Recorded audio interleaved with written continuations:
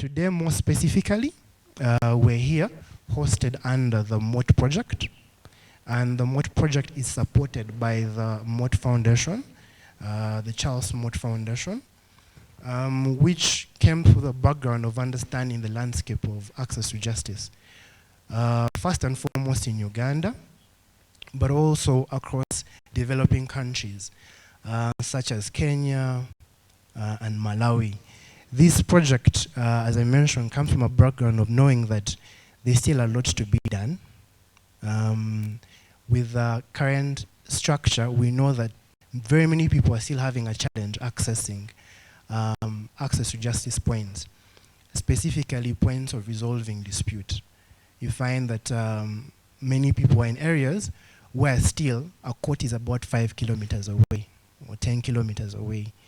So the gap of accessing a place to resolve a dispute is too distant from them. In the same way, we came to understand that the social conditions available based on cultural norm or based on educational levels are still a bottleneck as well in accessing justice. But we were not only keen to observe and note the challenges, we were inspired to try to know if there are any actors, both state and non-state actors, interested in finding resolution, finding solutions, and finding avenues that support access to justice. Case in point, the MOT project. The purpose of this project is to gather information on innovation, both technologies, technology-based and non-technology-based, that have been implemented or available to implement avenues for people to access some form of justice in select countries, notably the developing countries. Some of the objectives of this study conducted under the MOT project were to search, or are still to search for, and discover new, unique and extraordinary methods or processes used by individuals, communities, organizations, local authorities, and governments in making it easier, cheaper or faster to access justice. The second objective is to map these innovations, map out these innovations in access to justice in the following countries: Uganda, Kenya, and Malawi. The third objective is to create a pool of information on a select few innovations and share this information with other stakeholders to encourage and improve innovations in the region. Now, in regards to this, we both collaborate with state and non-state actors to identify and bring together notable players in the select regions, create a network that enables a flow of information, knowledge, experiences, and ideas. Some of the questions for research in regards to this project, which have been carried out, the first, to examine what innovations are currently in use to improve access to legal services, those in need in Uganda, Kenya, and Malawi. The second question is to examine where these innovators or innovations are, which communities, and how they improve access to justice in the various spaces they're in. Lastly, is to examine the knowledge, attitudes, and perspectives towards these innovations among those in need in Uganda, Kenya, and Malawi. So with this background, you note that with operations of BarefootLaw for the past 10 years, we have noted that it is likely that many people in the communities in some of these developing countries are suffering from similar challenges. And with that, we are interested or carried the inspiration to try to know if these challenges that cut across some of these communities can have solutions that are common, which can be applicable in all these countries in a bid to enhance access to justice in all these communities that we have been to in Kenya, Malawi, and Uganda. The program today is going to be filled with presentations of some of the top most innovative ideas or innovations coming from individuals, organizations, and entities, that are doing something in bettering the avenue of providing access to justice. We believe that these are notable, and these should also be shared to the right people, the right stakeholders, support the work they do, but also most importantly, support the direct beneficiary, who is the poor and the vulnerable. We will have a culmination event ending into an award ceremony where we believe the top 3 of these innovators will be granted support to continue their work and to better the lives of the people they serve. I thank you and I wish you a good deliberation today. I hope you enjoy the day, and all the best to the presenters. Thank you.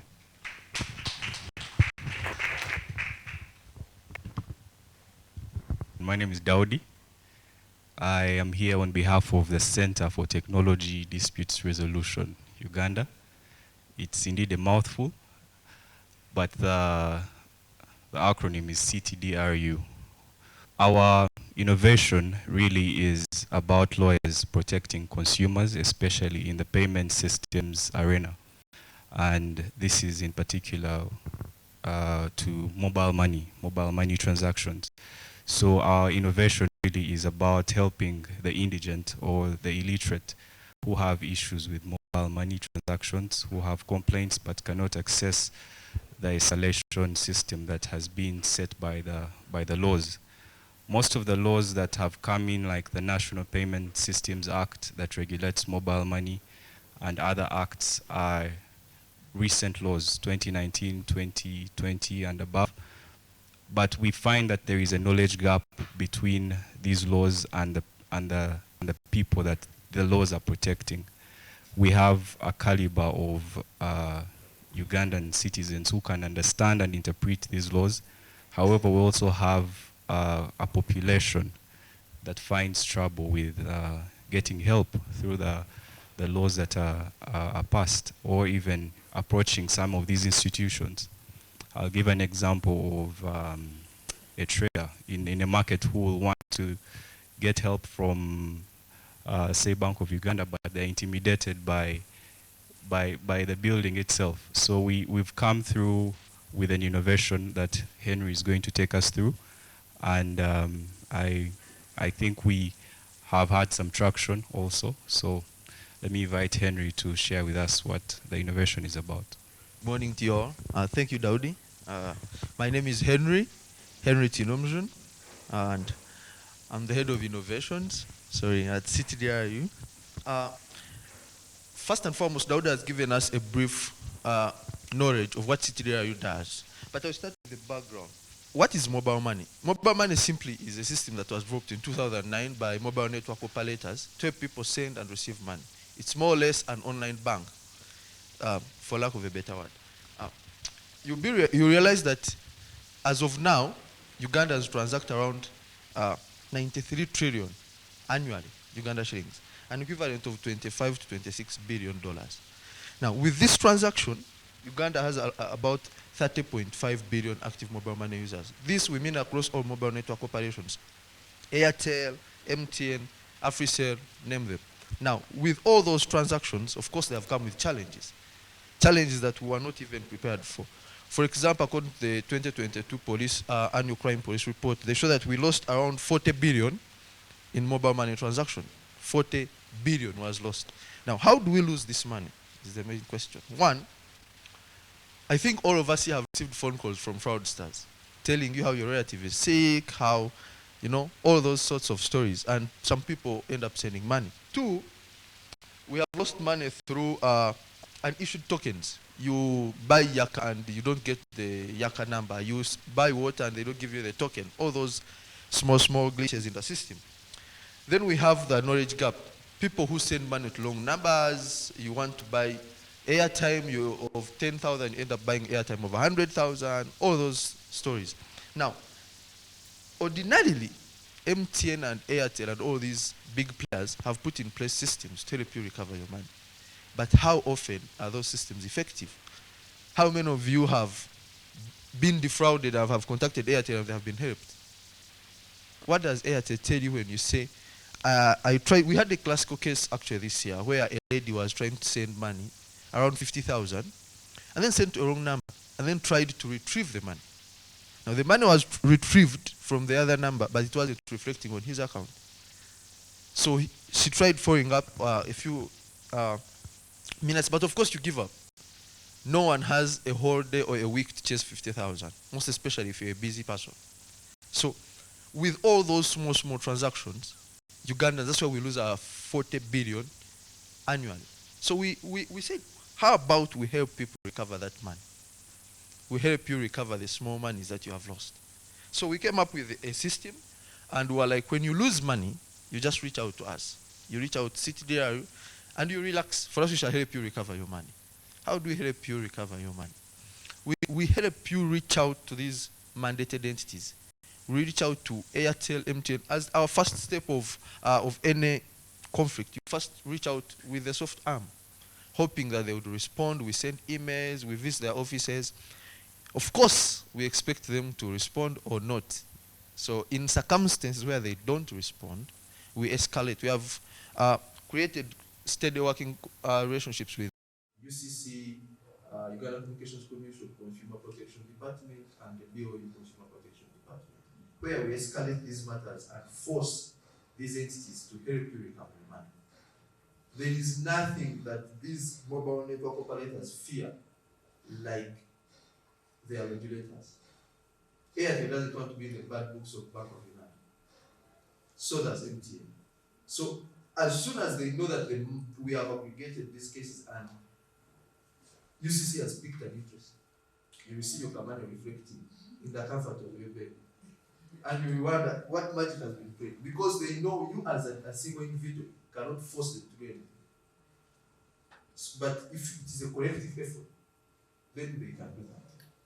So we help them at that stage. Then we realize that we are only concentrating in Kampala. And we have had success stories, a lot of success stories. Those are just examples of complaints that we cited a few that are already running on Twitter. You can name them. So we targeted around 2,500 people just for a pilot study to see if we target these people, are we going to have interest? Like any serious project, you start with a pilot study. You don't just test the waters with both feet. So with our study, we actually helped 800 individuals that we reached out, and we had 300 cases solved. So, solved here, we mean that the complaints were genuine. Because you know Ugandans, most of our pain is self-inflicted. Even when you have sent money to the right person, you still want that money recovered. So we found out that some of the cases are not tenable, you know. So you have bought food on Jumia, they have charged you 67,000, but you still feel like you should have been charged 30,000. We got all sorts of complaints. I bought data in the morning, it was done by midday. Your phone was doing background update. There is no way we can help you. So we realized that only the 300 cases were tenable cases that we help people recover their money. And we helped around 14 million Uganda shillings was recovered just in 1 year. And just by being in Kampala here. So we decided that what if we extend to outside Kampala? What if we do a big project but then our biggest hindrance was, how do we then collect data of how many districts do we have now? 136 plus districts. So so we decided to come up with systems, maybe where you can easily send us information. So we have a website, we have phone numbers, free toll numbers, where you can just say, I lost money, please guys, can you help me?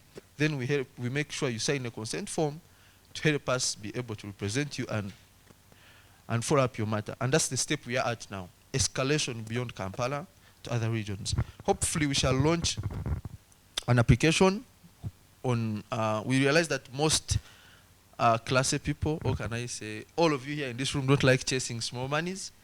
If you lose 30K, 20K, 40,000, 50, you just, come on, you just move on. But do you realize that at the end of the year, that money can amount to something really tangible? 40 billion. So if Airtel is taking 40 billion and MTN is taking 40 billion, it means in a year, Ugandans are losing 80 billion Uganda shillings in 40,000, 20,000. So we said, let's come up with an application that you can put on your phone. It's a very simple application. It's going to be launched soon. On the application, you just put in your details, and whenever you lose money, that's when it becomes important. When you feel like the system is delaying, you just go in the system, put your name, your complaint, how much you lost, and on which network. And automatically we shall get the information on our side, and we shall help you recover.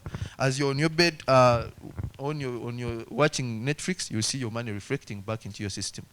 For us, we shall be collecting data, knowing how many people have lost what, when, and helping you recover your money at the same time. Now, the question was, how do we then earn a living? How do we make money? We started this as totally a free venture because we were still in the pilot study. But we realized the more we went deeper, the more money was involved. Because you start by helping people who have lost 40, and then you realize that people have lost millions, hundreds of thousands of shillings. So we said, what if we introduce a threshold of anyone who has lost money above 50,000, we charge a small fee of 2% to be able to help you recover your money. Instead of losing 50,000, you receive back 46,000, and we take the 4,000. So that helps us to do our obligations even better. So if we can help recover 100 million, and then we also earn 10 million, it is a win-win situation for both of us, rather than all of us losing 40 billion at the end of the year. So that was, briefly, that's our innovation, and that's what we are working on. We are full-time. We are not part-timing. We had to sacrifice full-time jobs to concentrate on this, because we realized it has a lot of potential, and it has made us realize how much Ugandans are losing just by being comfortable. When it comes to money, Ugandans are so comfortable to lose it, but uncomfortable to make it. I don't understand the theory around that. As CTDRU, we are located at Intinda Complex, Innovations Village, so you can always come around. Any of those people, you can reach us. You can reach out to us at our offices. You can lodge a complaint. You can send us an email. You can walk in. When our app is up and running, you don't have to meet us. You can just send in your details, and you see your money coming back without coming to meet us, without having to drive your fuel, without having to call anyone. So, yeah, so that's our team briefly, and thank you for having us here today. Thank you very much, Henry and Daudi. I would like to invite our next presenter, all the way from Mukono, Buyinza Richard from Friends in Need Development. We're very excited to have you. Please come and take the stage. My name's Buyinza Richard, Director Friends in Need. We are located in Mukono, Nkonge. I'm really happy. First of all, I would like to thank BarefootLaw for this call for innovation where you invited us really, and we applied, and we merged one of the 6 organizations that went through. I'm really so much happy for that. We are Friends in Need, and we are a charity organization registered under the laws of Uganda.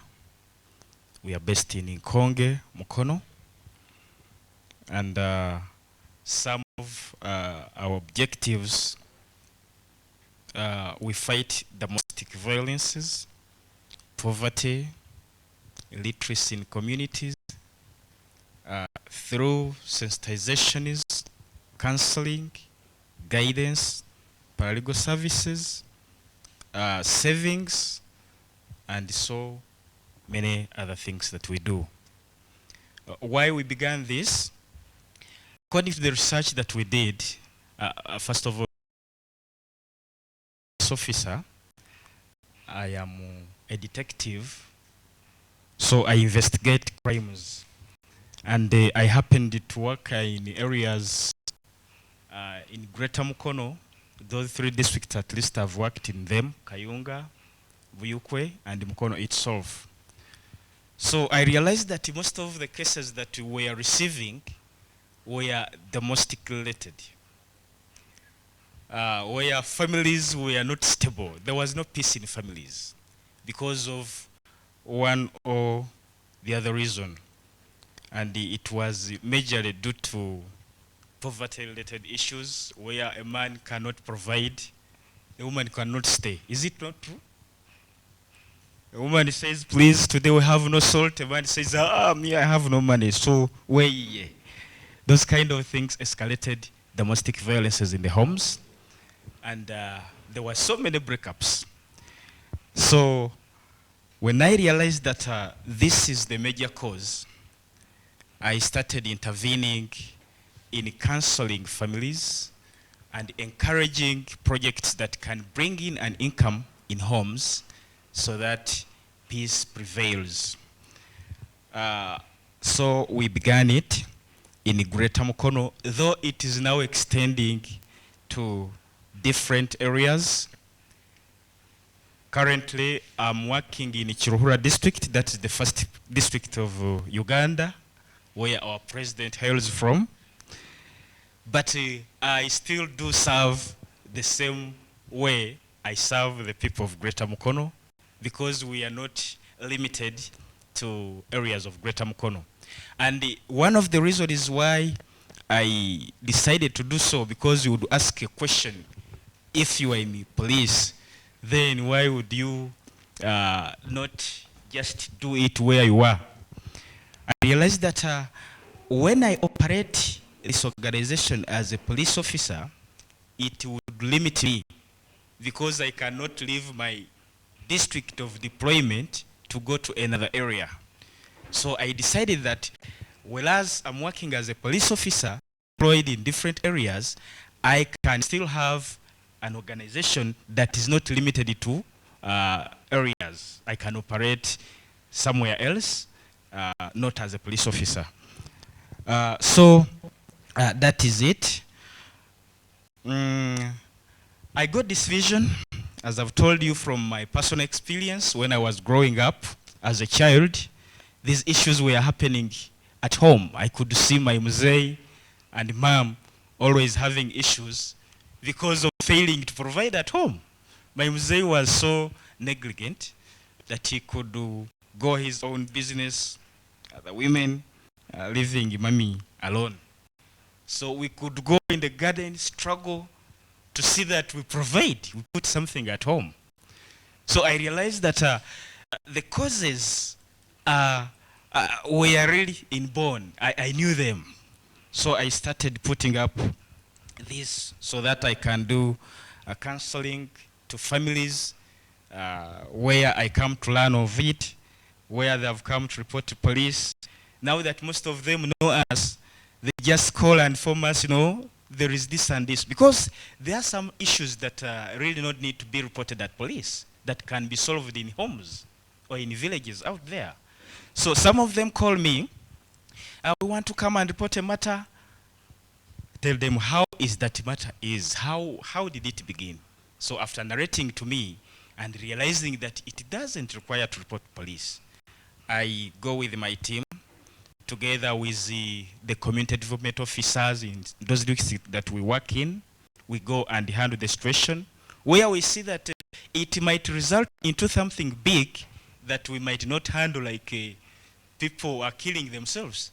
There we advise that no, let the case be opened at police, and we follow it up to see that justice prevails and equality.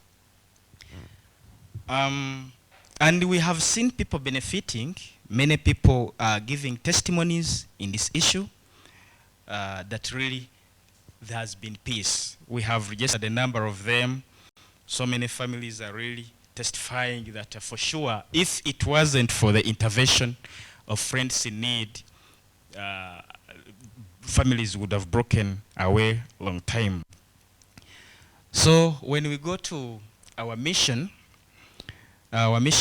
is to break the vicious circles of poverty in families and communities by supporting education and income-generating projects in order to fight domestic violences. Just as I've told you that most of these domestic violences are arising from poverty and maybe some illiteracies So we are trying to see that we establish projects in homes. We encourage families. We tell them no, other than you waiting for Mzee to bring something, a woman can also do something. We encourage projects like poultry, piggery, vegetable growing, and so many other things. That then our vision is also to have an enlightened generation that is self-reliant and God-fearing, so as to promote stability and peace in families and communities. Our services are free. In fact, we are the ones putting in. We are the ones putting in. You find that someone is calling you. You see, I mean, and for example, in Kayunga, there is a place called the Galilaya. Down there at the shores of Lake Victoria. Says, I'm here and I'm having this and this, and she has no money. You'll end up putting in to go there and find out the allegation, and then you see how to help out. So our services are really free. We do guidance and counseling. We do paralegal services. By paralegal services, I think you know what I mean by that. We give services that are related to law. We advise how people can go about in case he wanted to lodge a complaint. We have seen achievements, just as I've told you, in the last year, 2022. We are a bit interrupted by COVID, as my brother has said. But when the situation started normalizing, we started receiving complaints, because during that COVID, men were at home. And so many complaints came up, because women were not used to them. A man could go, come back, but this time COVID forced everyone to stay at home, and so many issues came up. And so the economy also went berserk. So issues raised up. So as we are beginning to recover from that COVID, we had so many issues to handle, but I'm happy to inform you that we managed to handle them and united so many families in that manner. We have followed up so many cases. There are cases of defilement, for example, if I can tell you, that a victim is defiled. Defilement is playing sex with a girl under 18. So when the girl is defiled, there are procedures that we follow, like to gather evidence. One of them is taking statements and also carrying out examinations on the victim. But these doctors, these government doctors are doing us a disservice, where at times they need money to do that test. So a girl is carried from maybe Ukwe down there, brought to Lugazi for an examination. A doctor says, I want 30 without it, and this is a poor lady who cannot afford that 30. So you find that it was really delaying our justice. But we have tried to say that as friends in need, that is handled. We tell these people, no, don't mind. In case there is that incident that needs intervention of giving in money, please just call us. We can handle that. We don't want justice to be denied to victims that have been victimized in those issues. So that we have also done. And we've been getting our sources from well-wishers, really. We have been going to honorable MPs of the areas where we need to police. We beg them. We go to LC5s, please, there is this and this. And we thank God they have been giving us the little we have, and we've really been achieving our missions. So we also get our fundings from member contributions. We also from our small projects that we do. So we have been able to do that. However much we've got challenges still of lack of an office. We've not yet established an office. We operate from my home is the office where people find me. When they call me, I direct them come home when I'm there. If I'm not there, at least the team, other members are there to handle, and I will advise accordingly.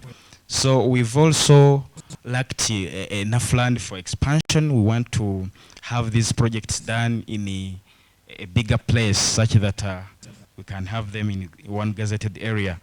Also, limited source of income, a lack of a means of transport, IT gadgets, and so many other things.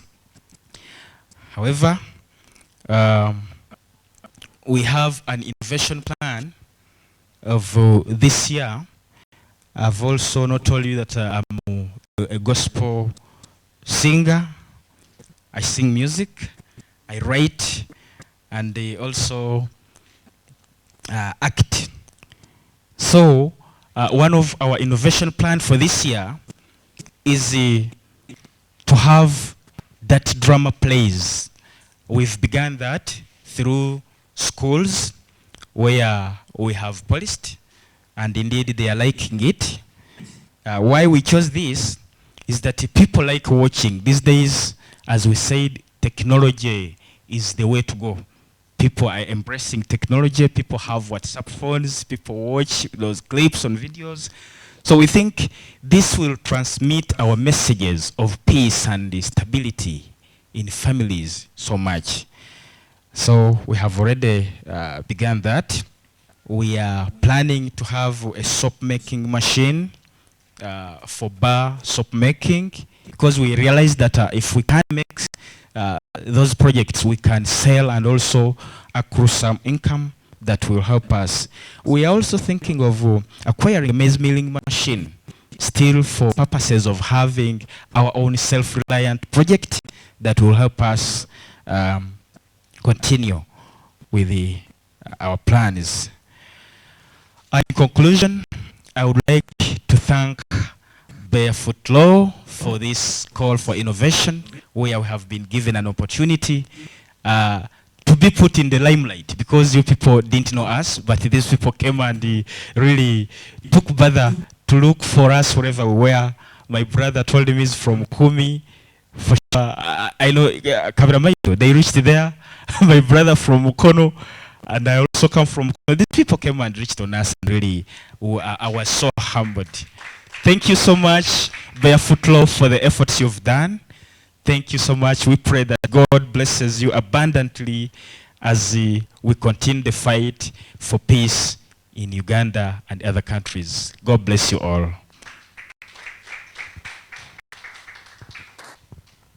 And then now we move on to another exciting presentation by Justice Defenders.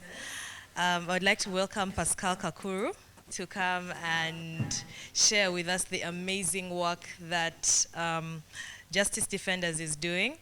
Thank you very much, Gertrude. Good morning, ladies and gentlemen. My name is Pascal Kakuru. I'm here for and on behalf of Justice Defenders. But before you go any further, I would like to appreciate BarefootLaw for this opportunity to showcase and share what happens at Justice Defenders, Uganda specifically. I have a few aspects to share with us. Justice Defenders is a group of lawyers, judges, inmates, prisoners officers, people with lived experience who have been to prison before, well-wishers, people of different backgrounds who have conflicted with the law in one way or the other. That's the thing we have at Justice Defenders. At Justice Defenders in Uganda, we believe that everyone actually deserves the right to tell their story. As you will appreciate, we're basically concerned with the indigent people. These are the people who can't afford the services of paid lawyers. These are the people who cannot have their day heard in court. I mean, within the criminal justice system. These are the people we stand for. These are the people we stand to represent, to make sure they have their day. But briefly, Justice Defenders is a UK registered charity organization, non-profit, operating is basically in African prisons. Right now we are in Uganda, Kenya and the Gambia. We hope soon to expand our operations in Nigeria and Southern Sudan. Justice Defenders has two basic programs, and this is our model. We believe that people who are incarcerated, the men and women who are in the prisons in Africa, and as you appreciate, ladies and gentlemen, that our criminal justice system and our penal institutions are basically full of people who come from unprivileged backgrounds. And most of them are just victims of circumstances. And they find themselves in the prison. My friend Richard should be knowing this from their experience as a police officer and most especially as an investigator. So it is because of that that Justice Defenders actually was formed. So in the two major programs, that is legal education and legal practice and training. Those are the two major programs. What did we do there? As I said, education and training. Our model is basically to train these people, because as lawyers in this house, it is costly to have a case, represented in court from the beginning to its end. So what do? We empower the people who find themselves within the criminal justice system. They don't have lawyers, they don't have money. We empower them, we inform them, we educate them, we train them to speak for themselves in court. We create awareness of their rights. As you can see from a presentation there, that is a man who is in prison, creating awareness, speaking to colleagues who have been trained on matters of law and procedure. They have been empowered. They know what to expect at the end of the day when they appear in court. So that's an awareness session whereby they accuse the people, the suspects, are making their case. So that's a moment of training. That's a moment of having their time to understand what is expected. Next. We are a foundation of 2007 to date, but that's just a sample of our impact data. As you can see for 2022, as you can see here, of course, as I said, I don't know if I mentioned this, we basically operate in the Kampala region, in the prisons in Kampala region, and in the prison within the greater mid-central region, which is Mubende, Kasanda, Mitiana, Kagadi, Chabal, that greater part of the mid-central region. So this is part of our statistics. In that year, we served actually 10,700 inmates. We had that target, but because of the challenges we shared briefly, we couldn't go that far. And out of that, 4,800 were released. Of course, as you saw, we conduct awareness sessions to create awareness of rights, their freedoms, the expectations, what they should expect in court. You are self-representing. What should you do? Matters of procedure, matters of the law, cross-examination, lawyers in the house, they know all that kind of aspect. Bail application, what should you have? What should they expect to have? Things of the like. Then, of course, as you're aware, we have an issue of misplaced or lost records of these cases.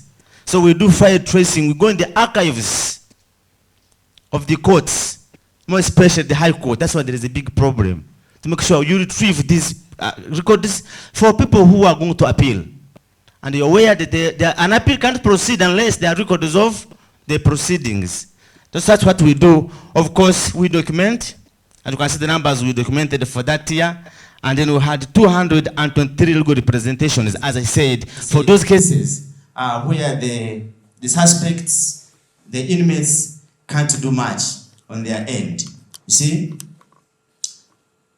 As a doctor of legal education, At Justice Defenders, as one of our modules, is to make sure that we educate inmates on matters of the law. When Trudy was introducing me, she said, I'm special, I don't know in which way, but let me tell you, at Justice Defenders, we offer legal education at the bachelor's law degree for those people who are incarcerated. And while Trudy was excited, I'm one of the beneficiaries. I hold a bachelor's degree of law from the University of London, courtesy of Justice Defenders. Of course, I'm a person formerly incarcerated and now working with this organization for that time. So, as you can see, those are some of our libraries, those are some of our tutors, holding classes, training people as paralegals. Richard mentioned paralegals. Those are the people we equip as paralegals through training. Of course, now somebody has had a degree. Their level of understanding the law has somehow increased, you know. And of course, with the help of training, sensitizations, seminars, workshops, then they're equipped to make sure they handle cases. Of course, we talk of documentation. We talk of awareness sessions. We, as Justice Defenders, don't actually do this work. Those people who are themselves in the prisons, that's the uniqueness of our model. We believe that the eyes have cried, as Asuka Romero says, see better. These people that have gone through it, they know it. So that's why we use them. Not only the prisoners, even the custodians, the jailers are part of our program. We're embracing technology. And the new normal, in 2000, I think, yeah, when COVID came in, of course the prisons were locked. And this is our niche. What could we do? We had to innovate, to think how do we enable people to access justice? How do we enable the people to access justice? So how to embrace technology. Partnership with Uganda Prison Service, the donors, the judiciary, to make sure we have internet in the prisons, computer in the prisons, so people can attend. People were attending courts, whereas they were in the prisons. And of course, they also increase their knowledge of the IT and how to deal with those aspects. As you can see, they're busy on those machines, doing their work, getting connected to the world, and at the end of the day, we see access to justice being enhanced. Those are some of our graduates. You can see, very smart. And as I speak, in Uganda, we have 19 graduates out of this program. In Kenya, we have 40. In the Gambia, we shall be registering our first graduation, I think, next year. In Uganda, we have 4 continuing students soon finishing their program, courtesy of the University of London. As you can see, these are some of the milestones that I was mentioning. Those are some of the figures we have had actually registered. You can see the numbers we register in our communities during awareness sessions. You can see the people who are actually imprisoned and they cannot access to lawyers. Like any other activity, we are having some challenges, having some risks we encounter. Of course, we have talked that our major tool is using people, the ones who are incarcerated, to empower them to become paralegals. These are prisoners. Prison is a transition. So tomorrow someone has been trained, the next day they are not there. What do you do? But of course, we make sure that we select people who are capable, who are ready, who are having some time to serve. And of course, as they move, we make sure we continue to do recruitment and training. How do we overcome our challenges? We build on our values. And the values are solidarity, humanity, and bravery. That's what guiding us as justice defenders. Must be brave enough to tackle and do the abnormal. You must be humble enough. You are an advocate. You are dealing with somebody maybe who could have done something actually very outrageous that they still don't want to hear. You must be humble enough to attend such. For us as justice defenders, by the way, we go where others are not willing to go. You know, dealing with prison is not easy. Because some of our legal officers down there with the inmates, you can see the kind of furniture they have, and to make sure work is done and has also been done and shall always be done. So that is it at Justice Defenders briefly. That was just a brief. There's a lot You can access us through that contact. Once again, BarefootLaw, thank you very much for inviting us.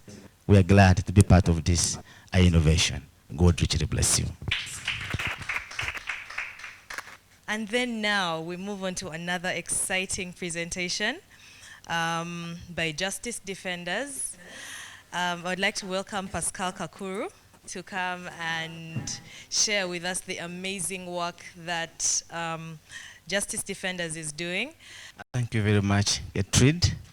Good morning, ladies and gentlemen. My name is Pascal Kakuru. I'm here for and on behalf of Justice Defenders. But before I go any further, I would like to appreciate BarefootLaw for this opportunity to showcase and share what happens at Justice Defenders, Uganda specifically. I have a few aspects to share with us. Justice Defenders is a group of lawyers, judges, inmates, prisoners officers, people with lived experience who have been to prison before, well-wishers, people of different backgrounds who have conflicted with the law in one way or the other. That's the thing we have at Justice Defenders.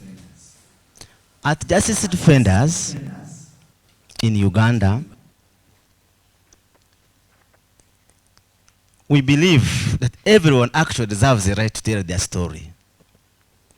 As you will appreciate, we're basically concerned with the indigent people. These are the people who can't afford the services of paid lawyers. These are the people who cannot have their day heard in court. I mean, within the criminal justice system. These are the people we stand for. These are the people we stand to represent, to make sure they have their day. But briefly, Justice Defenders is a UK registered charity organization, non-profit, operating is basically in African prisons. Right now we are in Uganda, Kenya and the Gambia. We hope soon to expand our operations in Nigeria and Southern Sudan. Justice Defenders has two basic programs, and this is our model.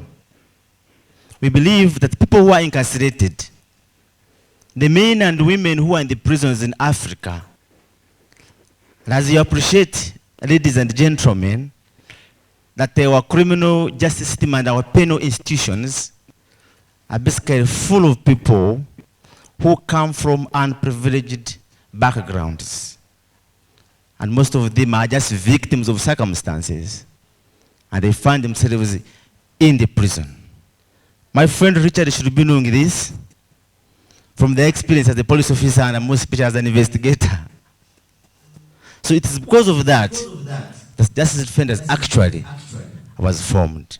So in the two major programs, that is legal education and legal practice and training. Those are the two major programs. What do we do there? As I said, education and training. Our model is basically to train these people.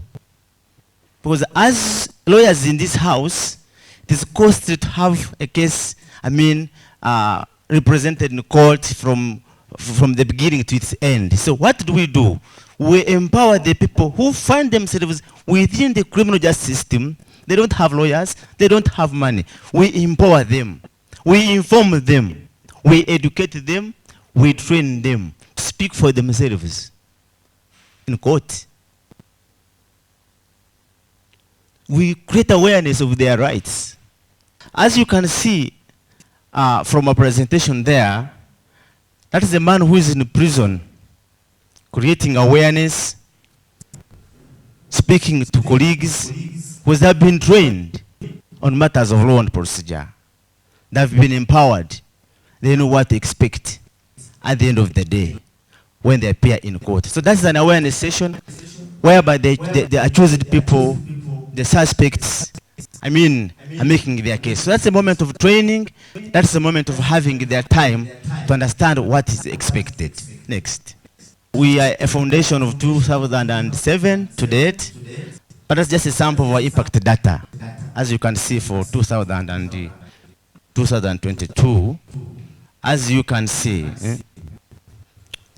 here, of course, as I said, I don't know if I mentioned this, we basically operate in the Kampala region, in the prisons within Kampala region, and in the prisons within the greater mid-central region, which is Mubende, Kasanda, Mitiana, Kagadi, Chabad, that greater part of the mid-central region. So this is part of our statistics. In that year, we served actually 10,700 inmates. We had that target, but because of the challenges we shared briefly, we couldn't go that far. And out of that, 4,800 were released. Of course, as you saw, we conduct awareness sessions to create awareness of rights, their freedoms, the expectations, what they should expect in court. You are self-representing. What should you do? Matters of procedure, matters of the law, cross-examination, lawyers in the house, they know all that kind of aspect. Bail application, what should you have? What should they expect to have? Things of the like. Then, of course, as you're aware, we have an issue of misplaced or lost records of these cases. So we do file tracing. We go in the archives of the courts, more especially the High Court. That's why there is a big problem, to make sure you retrieve these records for people who are going to appeal. And you're aware that an appeal can't proceed unless there are records of the proceedings. That's what we do. Of course, we document, and you can see the numbers we documented for that year. And then we had 223 legal representations, as I said, for those cases where the suspects, the inmates can't do much on their end. You see? As a doctor of legal education, at Justice Defenders, as one of our modules, is to make sure that we educate inmates on matters of the law. When Trudy was introducing me, she said, I'm special, I don't know in which way, but let me tell you, at Justice Defenders, we offer legal education at the bachelor's law degree for those people who are incarcerated.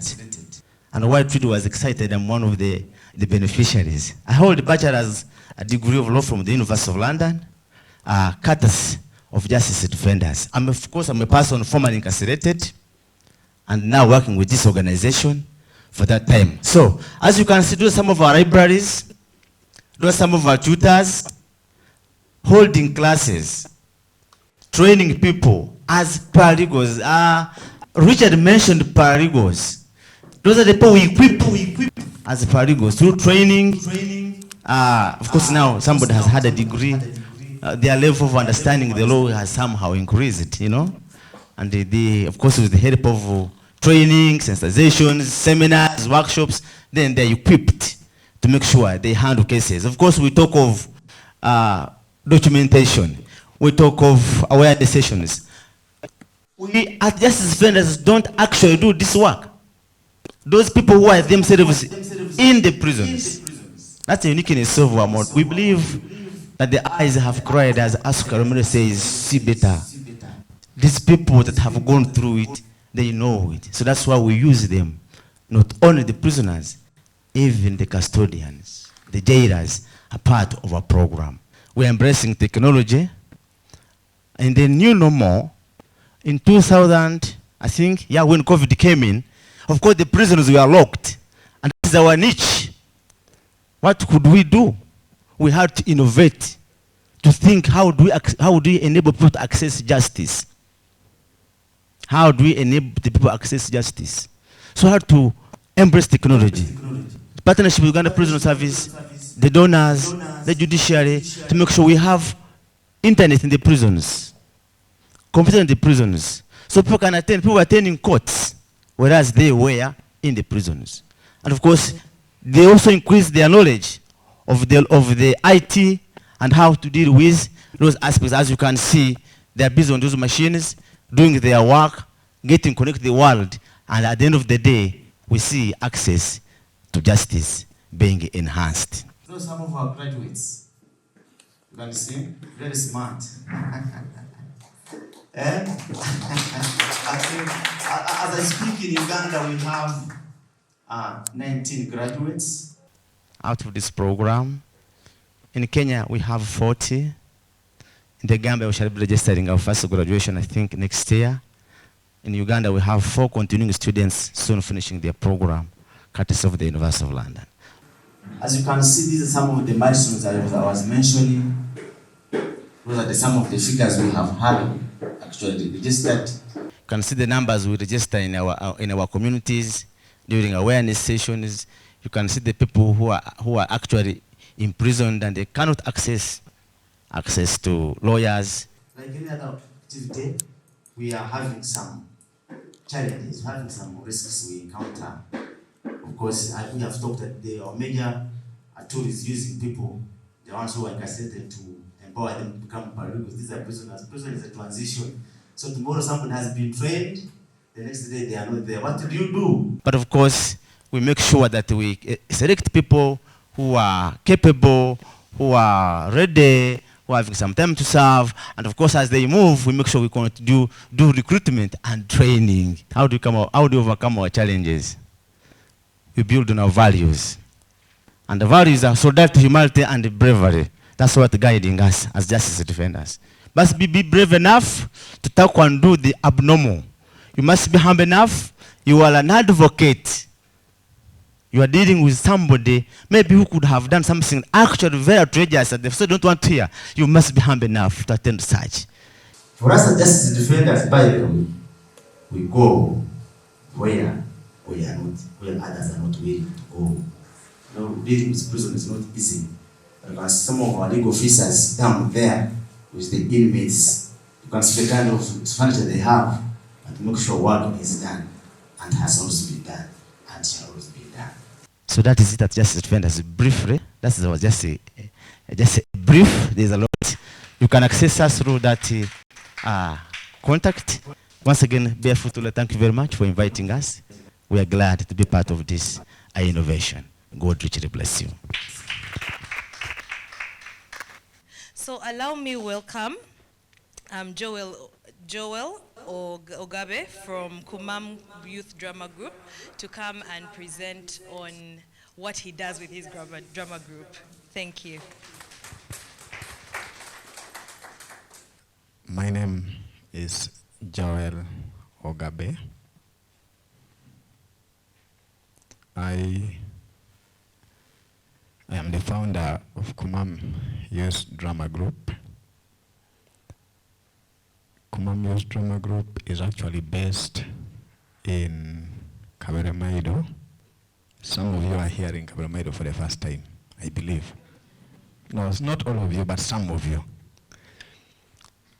Drama actually is one of the traditional methods they used before the innovations of technology. And it worked, by the way, for the people back then. But I believe it can still work up to date. That's why we chose to use it. The second reason why we chose to use drama is because it is what we could afford. We act skits to people in the community in Kaberemaido. Still traditionally, our skits are acted traditionally. We act them to the people gathered like here. We would use opportunity like this to act, just to give awareness to the community on justice matters, just because that is what we can afford. We also counsel the victims of injustices still through drama. and one-on-one talk. Just to interest you, I am actually a teacher, so counseling wouldn't be a problem. We will use a group like that one, or like this one. We don't call for meetings to act, but we used the opportunities available. Most of the times, people turn us down, but for those who will organize the functions and give us chance, we always go forward and give what we must offer to the community. When you see there, still, there is a gathering, and then our youth, the young boys and girls, we are playing or they are acting, and people are interested and taking pictures of whatever is going on. When you see someone carrying the goat, that is actually some of the boys acting a skit. You will maybe ask me why the goat later. At Kumam Youth Drama Group, we used students. Also, we are not actually a registered organization like many organizations that are presented here are. We are just informal. So I actually told you from the beginning that we used the available resources. We thought it wise to use students. Me being a teacher, it is very easy to access students. So we used students to give out the information. Someone appreciated us by giving us some gift. Our work, they don't pay for it. We have done that and we continue doing it without getting anything.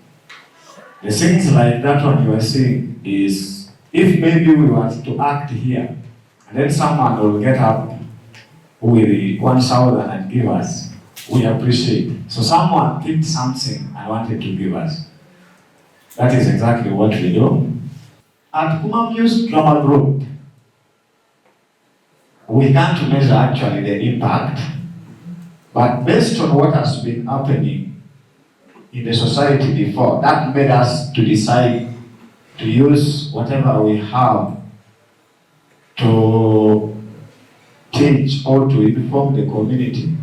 We have started seeing some changes. I believe we are not supposed to be 100% taking the responsibility for the changes in the community, because other departments of the government also actually are supposed to be appreciated. We have started seeing people starting to understand their rights on things to do with land ownership law. I want to give this. I learned that 90% of the conflicts in the country is actually, they all start from land-related issues. You'll find neighbors fighting for some small thing that will lead to another violent or another problem. Yet it started from land issues. You will see someone accusing you of stealing the gold just because you are fighting over some piece of land somewhere. We should not only grasp the technologies which are coming and then leave out things which we have been using before. Somehow there are people who need them. We may based on phones, yes, because we have innovated technologies, but how many people doesn't have phone and don't have access to internet? And then when we talk about that, we are going to leave them out and we'll be like, you're working. Yes, we are working, but to who? You're trying to give the information to someone who could even get it when they want. But you're leaving out the people who are supposed to get knowledge they want. And drama can actually create impact in the fight for justice. So let us use that as the tool next time, even within your organization. I also want to say this as I go out. I said we were not registered, and maybe if we could do with the time register, we could make it a better thing. I have actually learned that out of all this, we are maybe the only informal group here. And we would also want to make it a formal.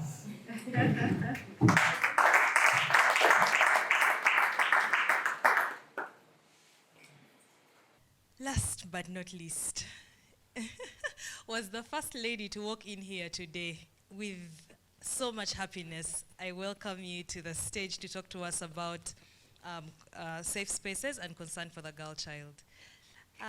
Please, let's welcome. Marjorie Sero is my name, from Concern for the Girl Child. I work as the executive director, and my presentation really is about that innovative concept in the community where we work. I'll give you a brief background about what Concern for the Girl Child does.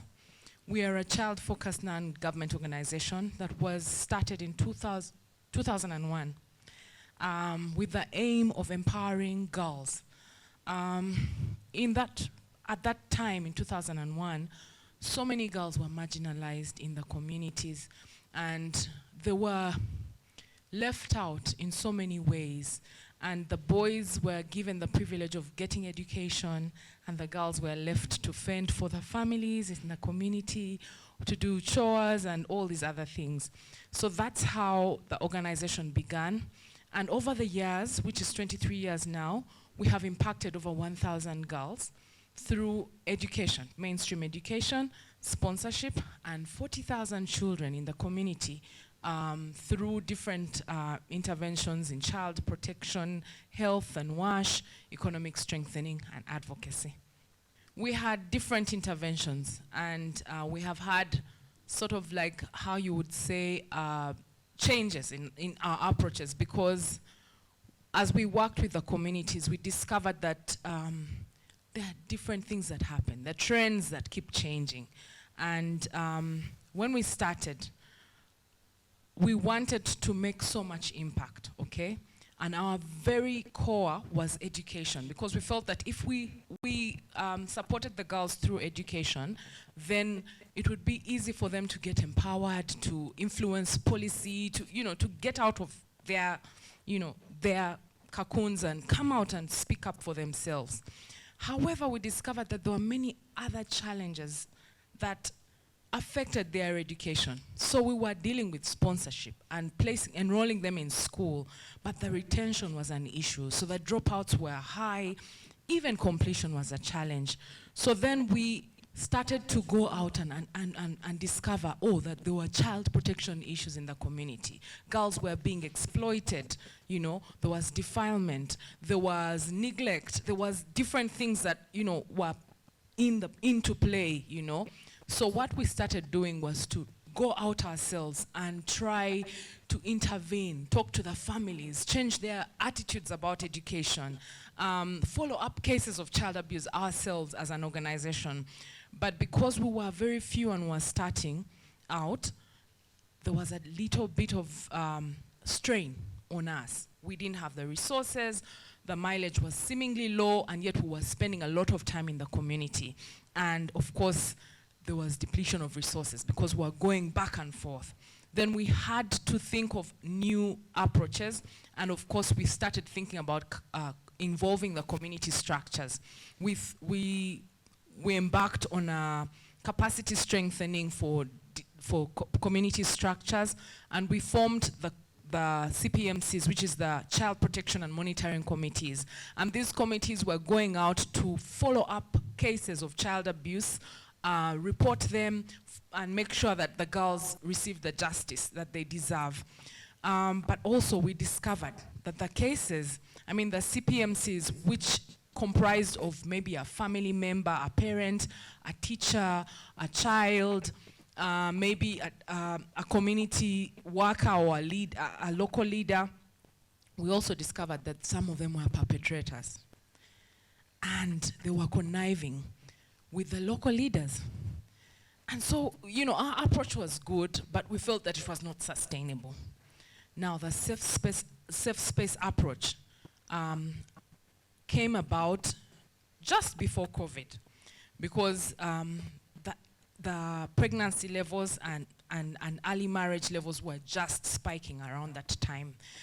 And we felt that the girls needed to also understand that they have a part to play in it. Because, if someone comes and tries to defile you, that's something, yes. We realize that, yes, the defilement is an issue and the perpetrators are an issue. However, even the girls sometimes consent. So what can we do?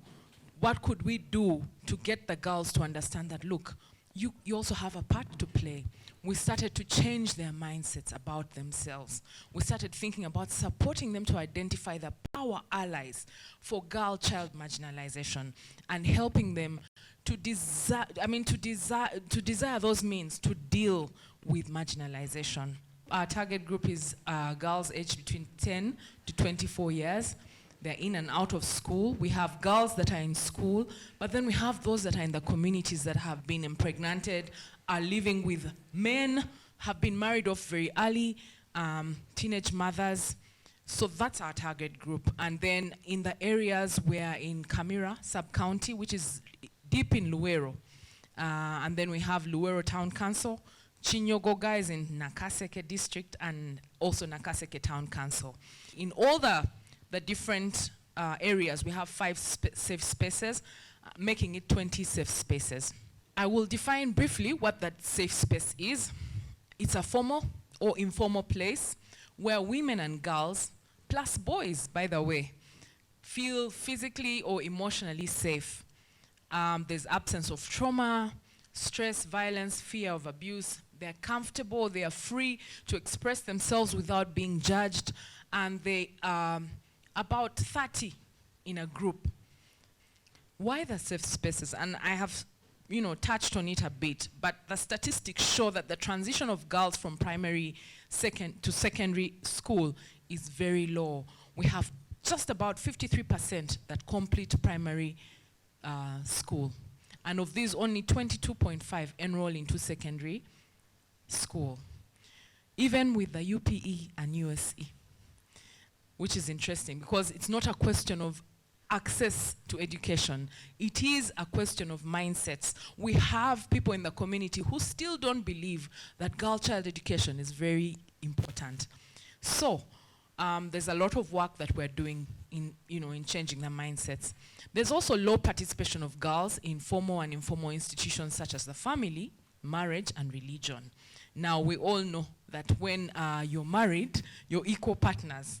But in the real sense, it's very difficult when you go down to the village at the community level and a girl has been married off to a 30-year-old man, They don't have a say. So what really happens is at the end of the day, they cannot decide how many children they should have.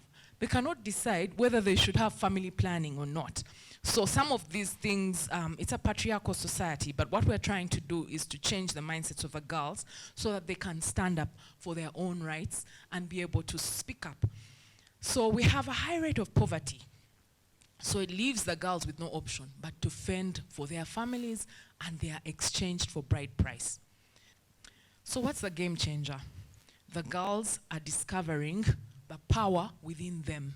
So the change we wanted to see was that we wanted to shift the girls so that they could socialize, meet together, rebuild, and help themselves.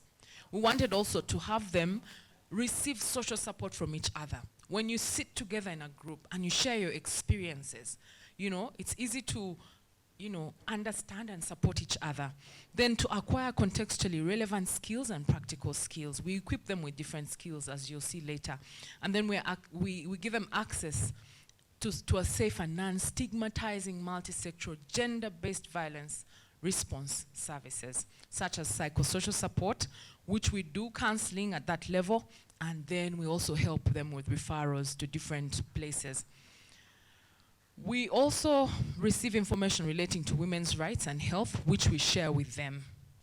So the change that we are seeing today is that we have equipped them with skills, hand skills. As you can see, they are now, getting some different skills, tailoring and shoemaking, sewing, and and all that. So we have those are the numbers that you see there that have acquired skills. And then we also have the girl-led advocacy in the communities. Girls have been, equipped with knowledge and information on gender-based violence, on what, what's happening in policy, so they're aware about their rights. And they've been given platforms to share and to talk about those issues. As you can see in that picture, one of the girls is being hosted on BBS television, and she's speaking about the issues that affect them in the community. Also during menstrual hygiene, that particular day, we engaged the boys and girls, but the girls themselves were able to change or break the stigma around menstruation with the boys. We have also done a lot of psychosocial support in the safe spaces, and we have introduced recreation and sports where girls can, release their stress through drama and dance and drama, and also sports. So other activities, of course, like I said, life skills, we have empowered them. We're helping them to discover themselves. Different topics like girls and their bodies, girls and their money, decision-making, smart thinking, self-confidence. So we have girls that have, come out of their shell because of the life skills. Our plan is that this model has really worked well in the community, especially for girls out of school. They have not been very confident, but now we see girls coming out to speak for their rights. We want to extend it to the boys as well, because we think that the boys play a part in, affecting the girls. And we also are looking at introducing the financial literacy aspect, because they're getting a lot of skills, but how to manage the finances is another thing that we think that can help them. So we're introducing village savings and loan associations, including investment clubs, to scale their newfound skills into businesses. And we hope to do a state-of-the-art vocational skilling microsites that will engage them all round using a STEM approach, and get them to, get skilled at a higher level. Thank you for listening. That's all I had to present. Thank you very much, Trudy. Of course, we do not make any claim to have reached all innovators. We reached as many as we could, and we tried as much as possible to go across the country. But we're always happy to work with more people. I think the whole spirit of this is to show that when it comes to access to justice, it's futile to work alone. We have to, do as much together as possible. And with our different contributions, maybe life can be made easier and even better. So I have a couple of questions for our panelists here. So we'll start with Fred from Friends in Need. What was the most tricky or difficult question that you have faced running Friends in Need? The most difficult question that we've ever faced as Friends in Need was some people expecting much from us. Whoever comes thinks we have money to give in. So whenever they come, the little you do, they expect more than that. So they say, why is it that this is like this? Not knowing that indeed we are also making it out of our own pockets and sacrifice to see that justice prevails. Thank you. Yeah, that's not an uncommon challenge, When you give a little, more is needed, right? And there's always more needed. But the good thing is, with the vast number of people and occupations we have here, maybe we can start bridging some of those gaps as well, so that we get other people to provide those things that you're not able to. How about you, Joel? What is the most challenging thing about running a drama group? Thank you. For us at Kumami's Drama Group, there has always been challenges. And one of them is actually because of the nature of the drama we are acting. We don't have the capacity to call a group like this one, at least BarefootLaw has. For us, we don't have. So we most of the time use other people's chances to present to their people. We also intervene. So the major one is actually based on our work. That is calling the group. And then the second thing is most of the time we have challenges. Like I am a teacher, and then also I deal with the students, and some are not actually students, but people will always expect when they are going to participate, they will expect you to give in something. And still we don't have. In fact, still based on our organization, at least maybe these are registered. For us, we are not. And if we are not registered, we normally don't get any funding. So we act. That's why we decided to use what we can afford. So the challenges is actually finances. So for CTDRU, Daudi, we wonder what do you find most challenging when it comes to dealing with extremely large entities, right? You're dealing with the big players, the biggest taxpayers, the ones with the most influence, and yet here you are trying to stir up trouble, as it may seem to another person. So how do you handle that as well? Thank you. I think you've already helped me recognize that they can be a challenge.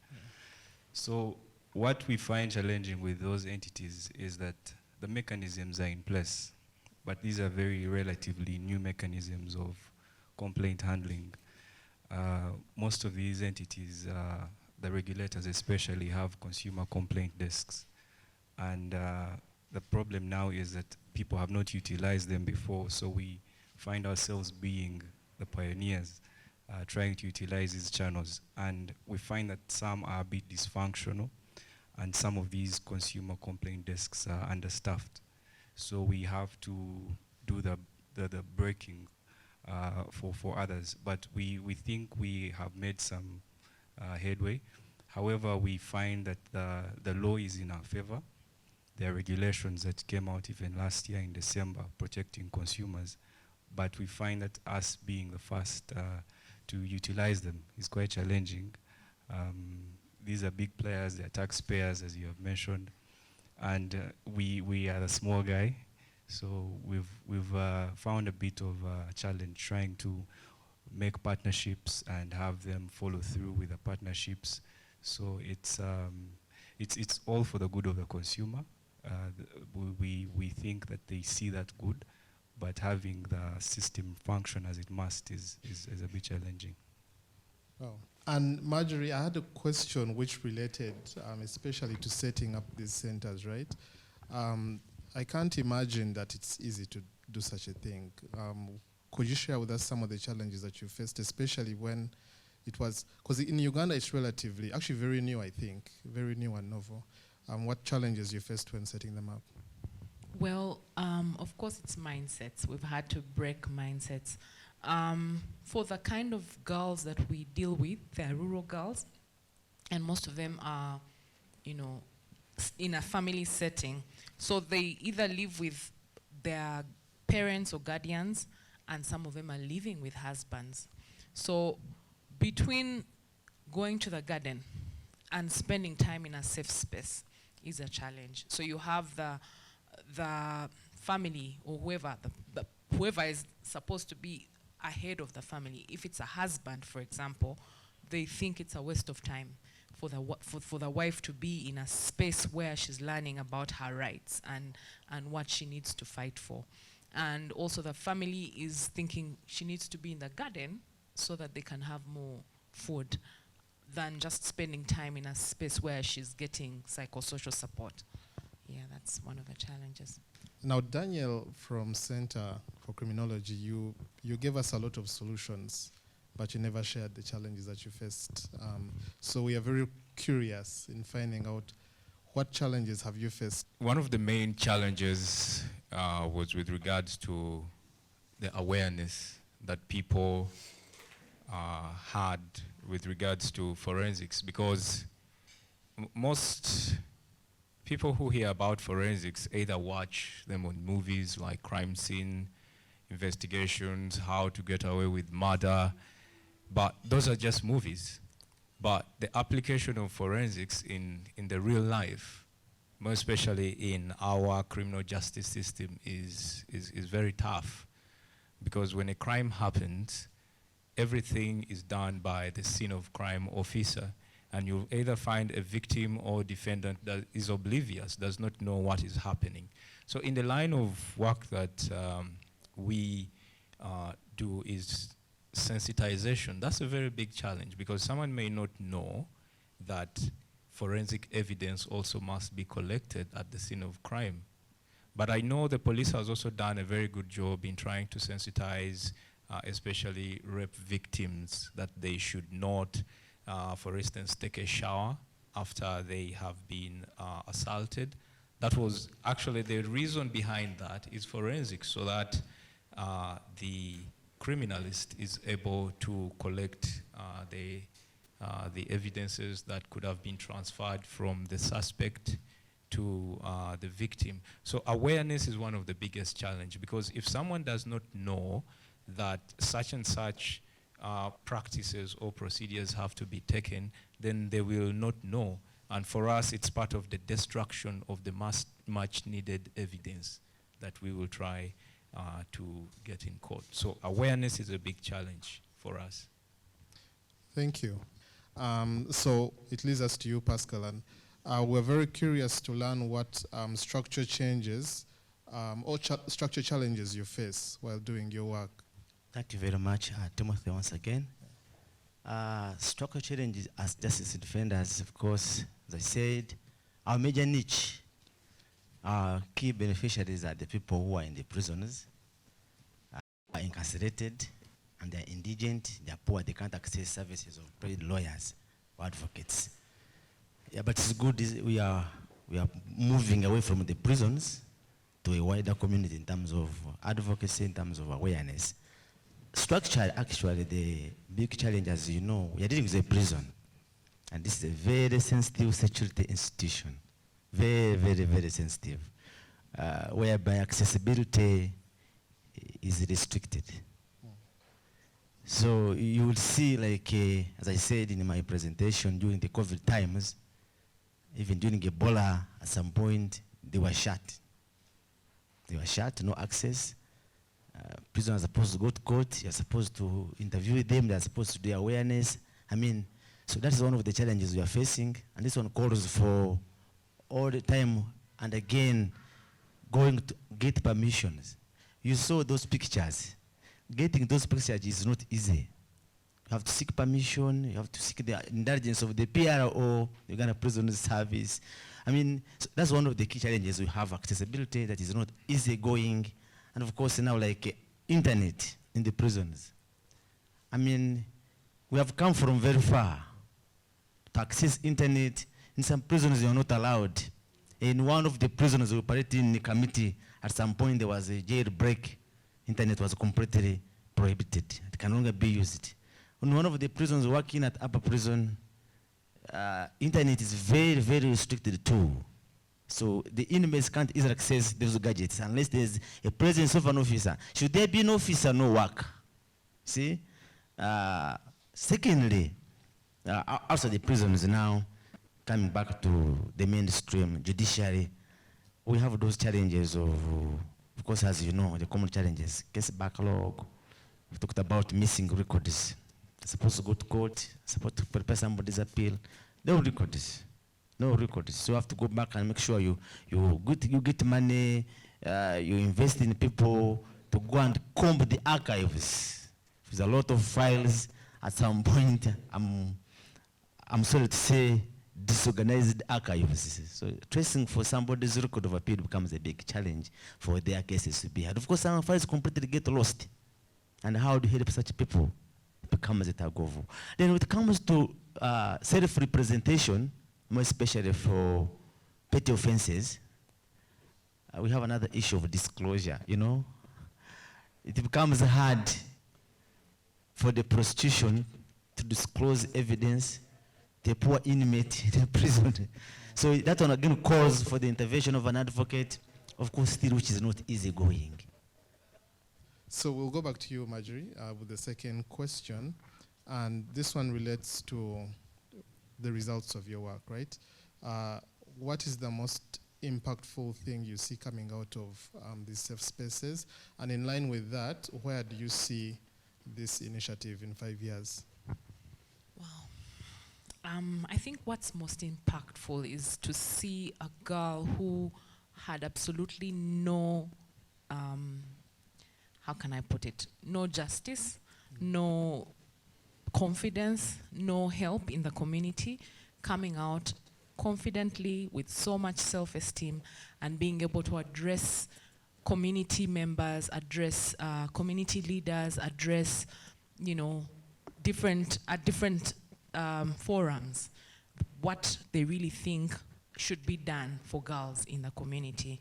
And I think yesterday was one of the examples where we had girls going out in a campaign. It was called the Tusobola campaign. They were going out to actually talk about, it was a dialogue, and they were talking about the issues that have to deal with gender-based violence and how other people can join them in, you know, fighting the vice. So that's been one of the biggest impacts, I think.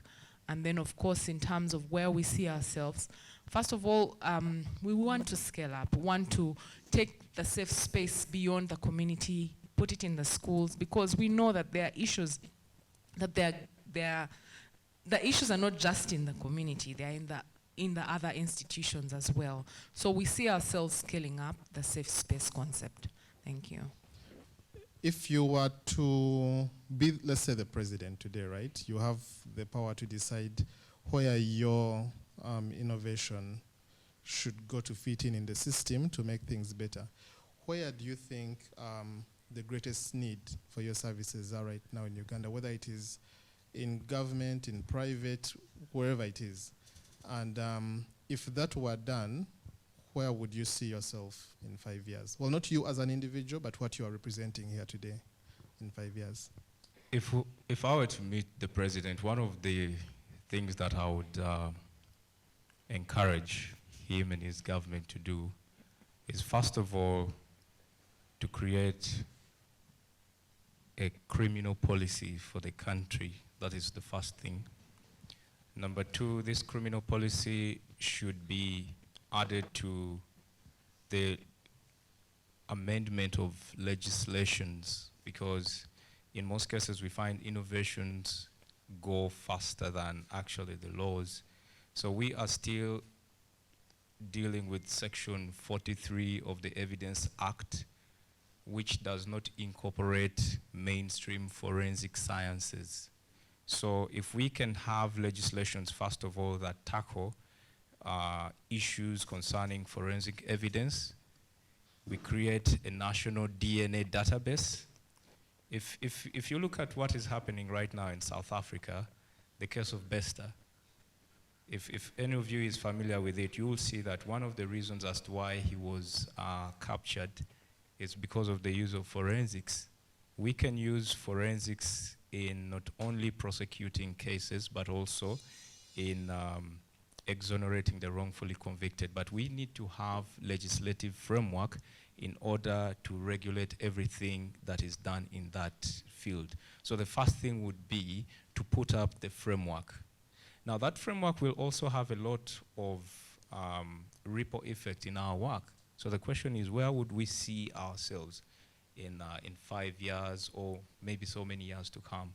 Is that when such frameworks are in place, we also center ourselves with the provisions of the law.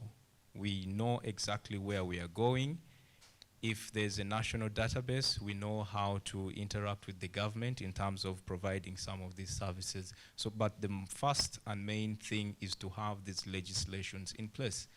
One of the things, indeed, is how we identify the issues that really affect that sector. Like 25th of April was the International DNA Day, but nothing from government. I also didn't know. Right, so it's 25th of April. Okay. See, so this is something that we really need to scale up. Richard, when I think about what you're doing, it is very clear that it is very personal. You're in the community.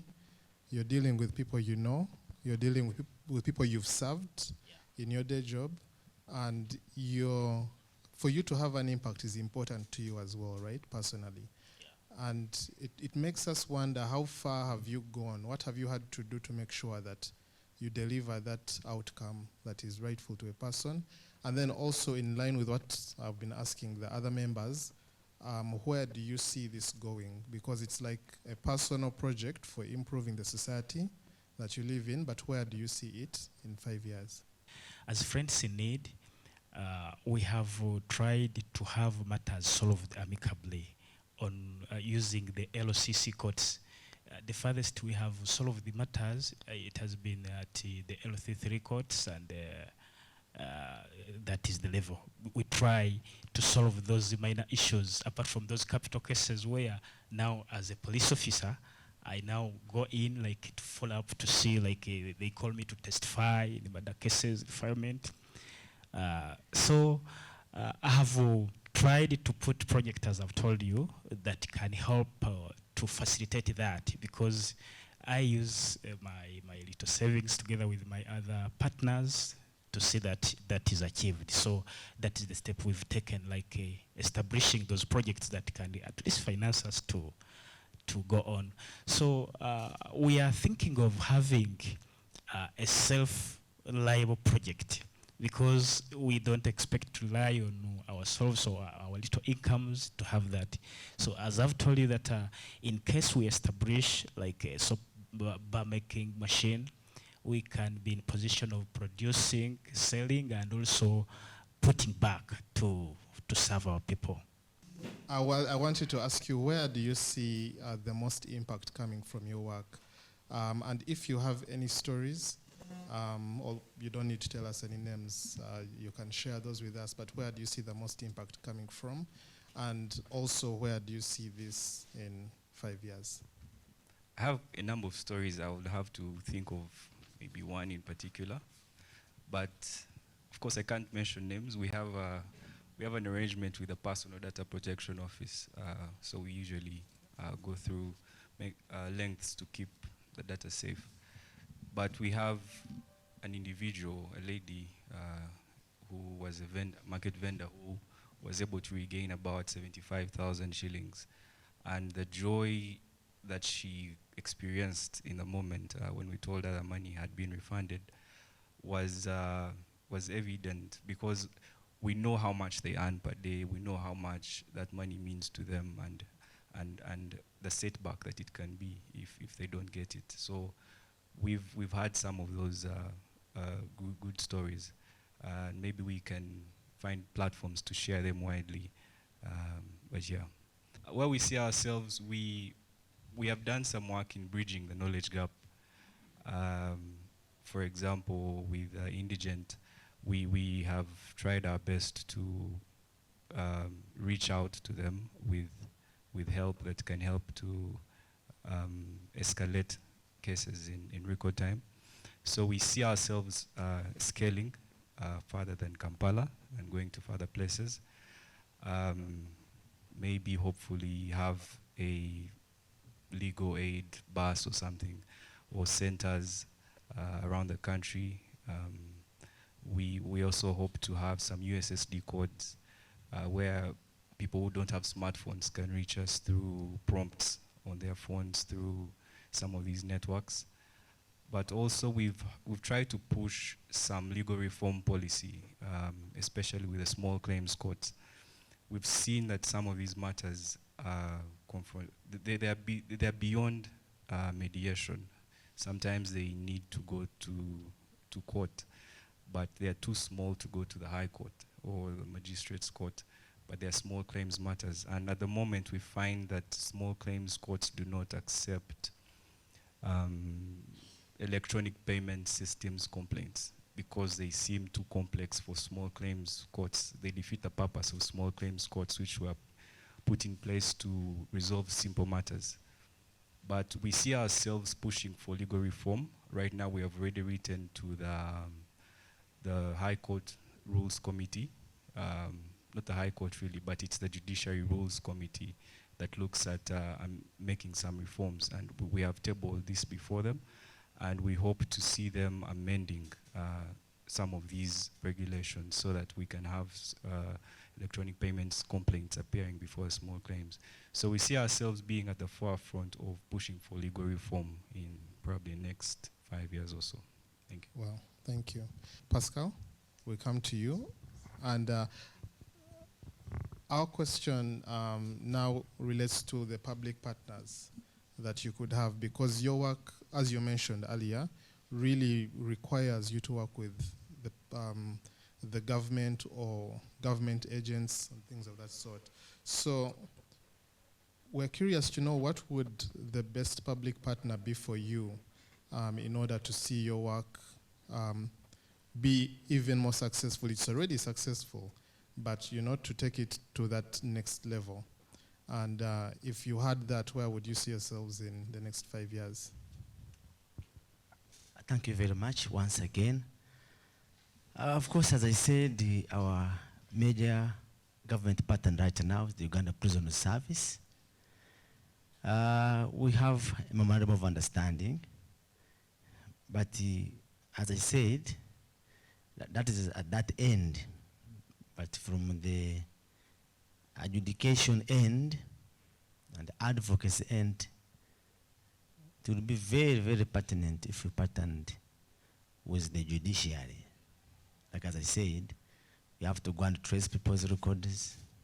We have to make sure we have the matters ready for hearing in courts. And there are those issues of unnecessary and endless adjournments, people being on remand for pet offenses for a year. I happen to be running one of the legal offices at Kampala remand. Somebody's on just me obtaining money by false pretense. And they are on remand for 2 years. In fact, there's somebody who's there for 3 years. And imagine. So if we had that partnership with the judiciary, I think it would be great. And then the other aspect is to do with the Uganda Law Society, of course. Of course, the harvest is big, but there are few workers. So it would be good to tap on the pro bono aspect of the Uganda Law Society to bridge the gaps that we have in legal representation for those cases that merit legal representation, where self-representation cannot work, more especially the capital offenses, where the Constitution actually mandates for them to have state-paid defense. And of course, not forgetting the prostitution. I talked about the matter of disclosure at some point.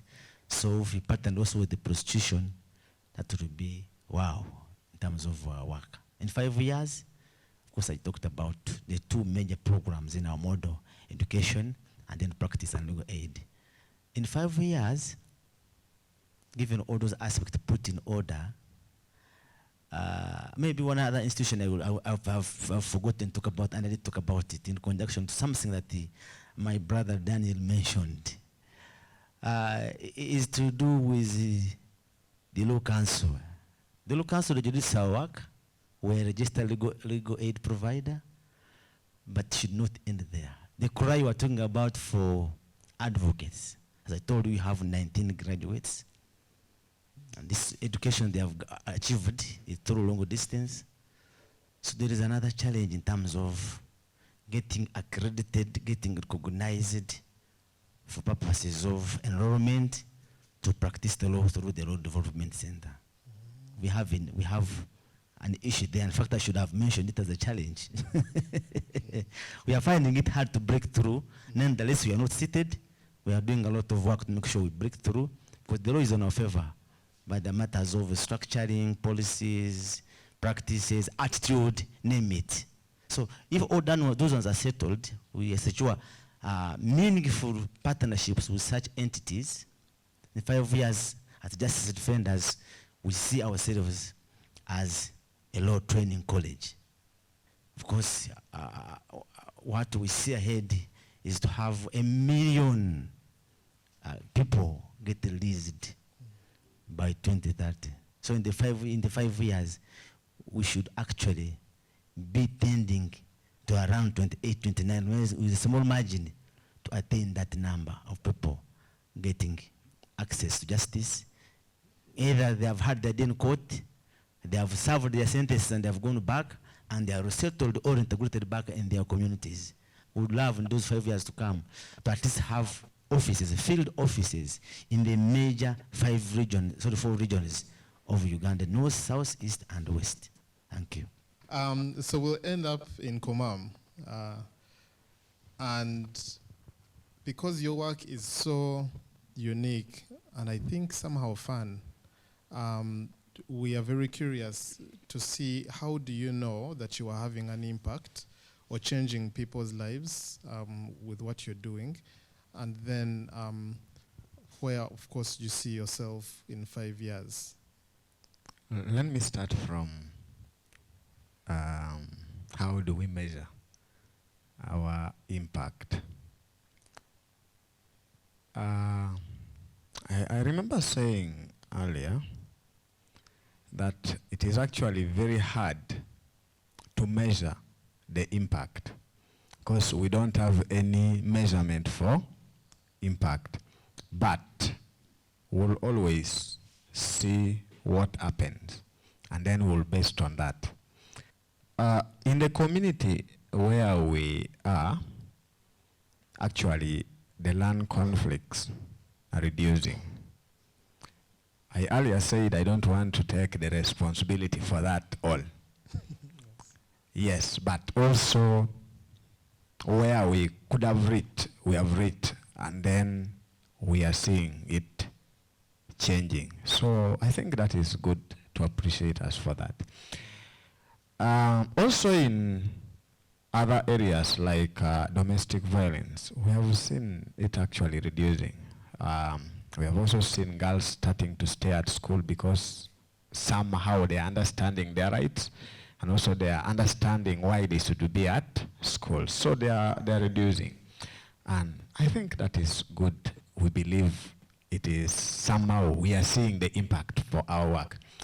Then the next question was, where do we see ourselves in the next 5 years as Kumam Youth Drama Group?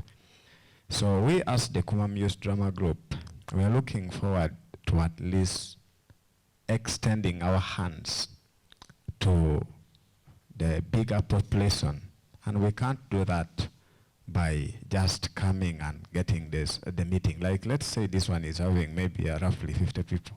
It means we are only going to talk to 50 people. So we want to use at least the other part of the technology to see that we reach out to at least a bigger population. We also want to try as much as we can to reach through radio. And then, like I earlier mentioned, that we are not registered.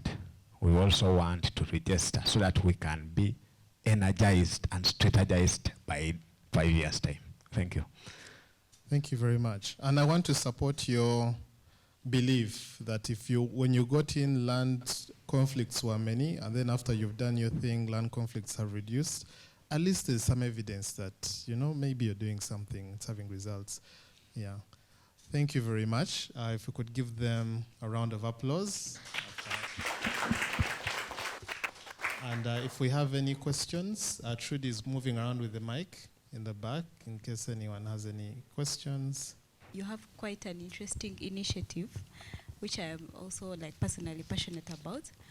And while you were presenting and also answering some of the questions, I was just wondering in my mind if there is that space for the girls, for their mindset changes, and then at the end of the day they have to go back to these men who probably have a different like mindset. Maybe they just don't, like you said, they don't understand. They think you should be maybe in the garden, or how do you try to bridge that gap so that if the girl goes and she's empowered, or she's given a soft space where she can think and relax and understand, how do we bridge the gap to now the husbands or even the family members, the parents who forced the girl maybe into the marriage in the first place?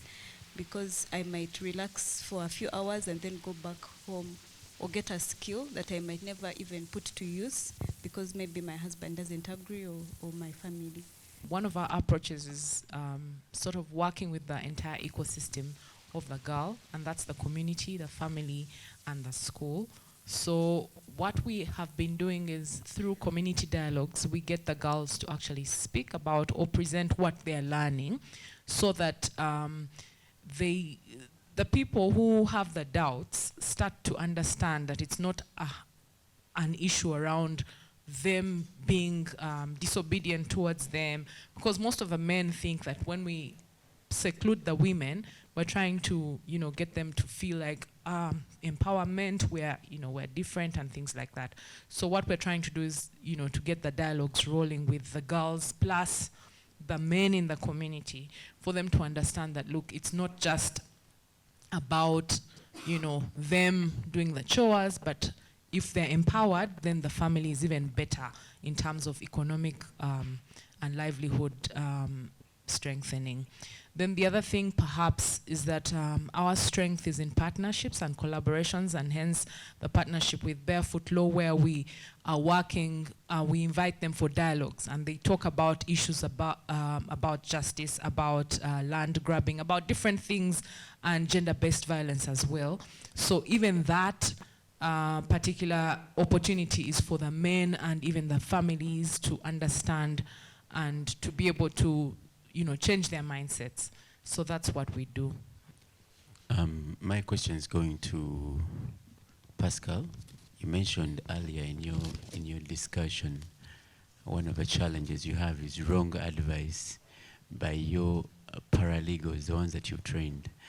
What do you do to remedy this when, depending on the advice that your paralegals gave their peers, maybe in prisons, they find that they lose some cases because of the advice, maybe because they didn't have enough time to be trained on that one, or maybe they missed a few points in that training, and so they give advice based on the little that they know at that time. The second one is still for the self-represented litigants. Do you have any systems to follow up on the cases? Do you have any data, or have you collected any statistics on the success of the self-represented litigants, especially the ones that you have you've impacted? I'll have one also for Joel. Joel, it's not a question per se, but in my opinion, you may have to consider other ways of reaching bigger audiences using, like you said, what you have. In my opinion, you have a smartphone which could record short videos, which could be uploaded on social media, which could reach audiences beyond Kabera Maido and maybe the borders of Uganda. I like your story very much. I've liked it very much. It is too original. It is too original, and I would like to commend Barefoot Lawyers for identifying Comam Youth Group as one of the innovators who should be recognized. Thank you very much. Thank you very much for your two questions. I will begin with the first question in regard to one of the challenges we face by the advice given by our paralegals. Yeah, of course, as I mentioned, these are not lawyers, they're not advocates, but they are only trained, they are only empowered, they are only sensitized, they are only given awareness in matters of the law. And as I said, they don't work in isolation, they don't want to work alone. They work with the supervision and the guidance of our field legal officers who are trained lawyers. Some are advocates. So whatever they do, it has to be censored. Whatever advice they do, it has to be censored. For example, somebody he has been advised and is going to court. Before these people go to court, there's a hierarchy of how the legal offices are operated. And still this one goes now to answer your second question. We have a case management procedure in those legal offices that are formally structured. So everything that is done is recorded. Every client has a file, has a record. See? So as they meet, they have that interface, that initial interview with the client. The paralegal will record the kind of advice given depending on the service the client wanted at a particular time. So before this person goes to court, before something is done, then the supervisors of the legal office who are legally competent peruse the file, and then if the advice given is found not to be in line with the law, given the facts and the circumstances of a given case, then this client is called back. Or the legal officer will remain at it accordingly, trying to review the supposedly wrong advice on record. And this file is taken back to the one who's managing the case, who's managing this client, for the proper advice. If this client doesn't see the advocate or the legal officer personally, that's the remedy for such. They don't go through. But something we find, as I said, what we do to curtail that is constant training. Constant training. Our trainings are constant. I personally work in the legal education department that does the training. So we make sure these people are trained all the time. And again, if there are any changes in the law, we bring to their knowledge and something of the sort. So in terms of legal representation, where we have these litigants appearing in person, no legal counsel, because those are the majority. Those are the majority. We have seen in our statistics for 2022, even as of now we have stats of 2023, but which we have not shared with you. The majority of our clients, for example, I'm just going to sing out one of the planes working for us. For example, we are in Kampala remand. There is an advocate from KCCA. You get an influx of many, many people. There's the hawkers, the guys who are nabbed on matters of narcotics, illegal entrance within the country, such kind of cases. People come in hundreds. All those cannot be represented. No, we want to sensitize them, we empower them, and they appear in person. On record, every week, we register at least 10 releases on bail, on self-representation, appearing on their own. And those who get released, their cases get released because as they come back from court, we keep on tracking. As they went to court, what happened? Tell us. We review, we update our case in the register and in the file. We keep on following like that until the person is finally acquitted or convicted. Of course, those options are there. And then we have record. We have very many cases. And the prisons working in Mid-Central, they're also basically housing appellate offenders. And we just a number of results, as you saw in that record. A big percentage of them were in 2000, but the legal representative was in 223. So you can see that the majority of the releases were actually litigants in person. We have a record, sir. I hope that one answers your two questions. Thank you very much. Because of time constraints, I think we'll have one more question. There was a lady here with a question. If we can pass the mic. Oh, yes, please. Thank you so much. Daudi and your team, I like your innovation, but it's really, I don't know. Many Ugandans don't know about it. I don't know how what you're going to do to reach out to larger areas. Because in the villages, I think it's happening a lot in the villages now, because people are not educated. Yeah, they don't hear this. And the other thing is, so now there are new types of thieves who actually break into your home. They put you on gunpoint or machete or whatever, and they say make transactions from your bank. Yeah, from your bank, from your mobile money. So you do the transaction yourself. Are you thinking of tapping into the banks as well? Because I think it's very, very difficult, and I don't know how you're going to do it. But once a bank transfer has been made, to reverse it is almost impossible. I don't know what the redress would be for that kind of a person. That's for you. And then for Daniel, Daniel's innovation is also a very nice one. I think all the innovations here are really brilliant, and I'm really grateful that I'm here and I've heard from all the different speakers. So Daniel, my question is, you are in an untapped environment in this country of ours. We lawyers, we didn't even opt for criminology and penology. It was optional. So we didn't go through that. So how many experts are there in this country? Who regulates that? How do we know that the chain of evidence has been followed correctly? Do you have a team you work with?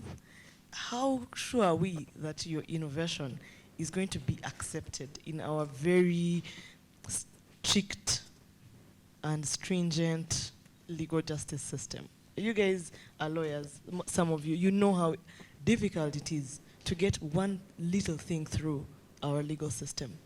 And Daniel's innovation, amazing as it is going to meet a lot of challenges. You don't have experts in this country. If you bring them from abroad, they will be very expensive. You don't have a regulator who understands what they're regulating. Then Uganda police wants to keep it as a monopoly. You pay loads of money for it. So it's all those questions are going through my head. I don't know if you've thought about all this. Okay, that's it. Thank you. They're clapping at your questions, which shows how deep they are. I'll start with your second question. I'll be as brief as possible. The issue of mobile banking. Mobile banking is indeed integrated with mobile money. We have banks that have rolled out applications which are intended to make banking easier, much easier. Just like mobile money came through. Mobile money has its challenges, but recently, mobile banking also has its challenges. You've given an example of gunpoint transactions. But there's also another example where because mobile banking applications use two-factor authentication of mobile numbers, when you don't have a password on your phone and someone steals your phone, they can log into your mobile banking account through clicking on forgot password, which confirms with your own phone number. So it's possible for your money to go in so many different ways. And unfortunately, we've had a similar case before the High Court, which was 2022. And this was a lady who lost money. I won't mention the bank, but she lost money through a similar way. Her phone was stolen, but she knew she hadn't saved her password anywhere in her phone. And the court ruled on behalf, the court ruled in favor of the bank, saying, citing negligence. I don't know how they came up with that, but most of the banks are protected as per now. Though the laws are on the side of the consumers, the banks have better lawyers. They hire better lawyers in the courts.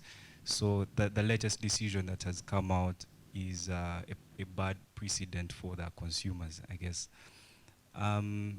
the solution would be to put in more effort in digital forensics.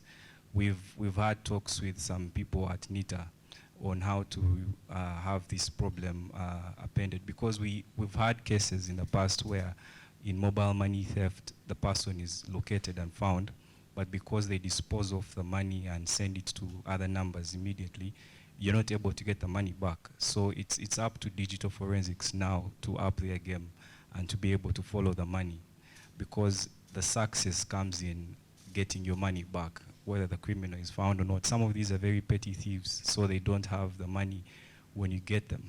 They don't have assets you can tie up. So it's about the digital forensics in the country right now, upping their game in making sure that we're able to follow the money, even in more complex banking thefts, which are a bit ahead of us. I would say some are internal thefts. We've cited many cases where we can trace that this theft was internal. It was within the staff. So some of those are a bit more complex. Of course, then there's the hacking and everything. Thank you very much. Daniel, a quick response before we go into the next stage. Wow, a quick response to this area. First of all, the question regarding to the number of experts, because forensics is very wide. And my colleague here is mentioning digital forensics. And what I can say is that in the private practice, most IT professionals can delve into digital forensics, which fortunately also Uganda Police has a cyber crime unit. And these professionals can also work in their individual capacities. But if we look at nationally, we have a crisis of forensics professionals. And not so long ago, one of the main dactyloscopists, a dactyloscopist is one who does forensic fingerprinting.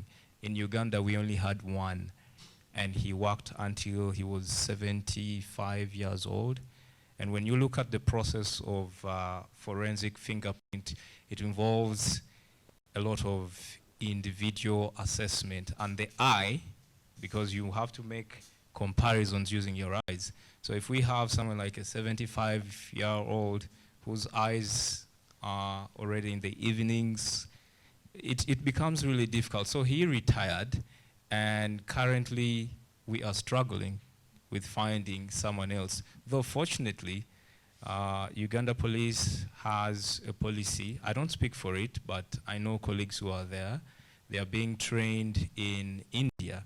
They can afford to send just a couple of staff, but this is still largely a problem.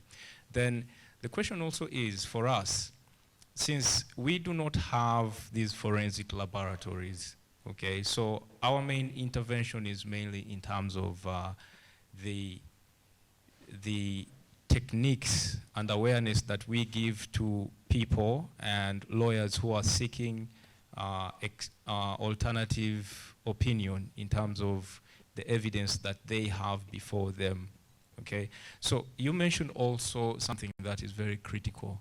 It's a very sensitive area of government. And like I mentioned in my presentation, that the idea that the government looks at forensics is solely in terms of a security policy issue, whereas the application of forensics is wide, including civil justice as well. So it's a very rough terrain, I can say, because sometimes I also receive calls, and the question is, what is your interest? And I'm like, my interest is justice. So it becomes scary as well for people to come and join the kind of work that we do. At the moment, our team is a bit scattered because of course, the challenges of having the experts here. So I have 2 colleagues in Nairobi and 3 in India. So how we work mainly remotely, because we receive anonymous requests. We don't really delve so much into asking them about the nitty-gritties of their cases. We just want to know, does it have a forensic angle? So we mainly give advice on forensics. Not so much about the law, but forensics. What procedures were taken from when your case was investigated up to when it reaches court. But it's very challenging, I can say. All right, thank you very much. Thank you all for the good work you're doing for this discussion. We shall now go on to the next stage where we shall have an explanation of the methodology of the project and how the results were gotten, and then we shall present you all, we shall present the winners of this thing.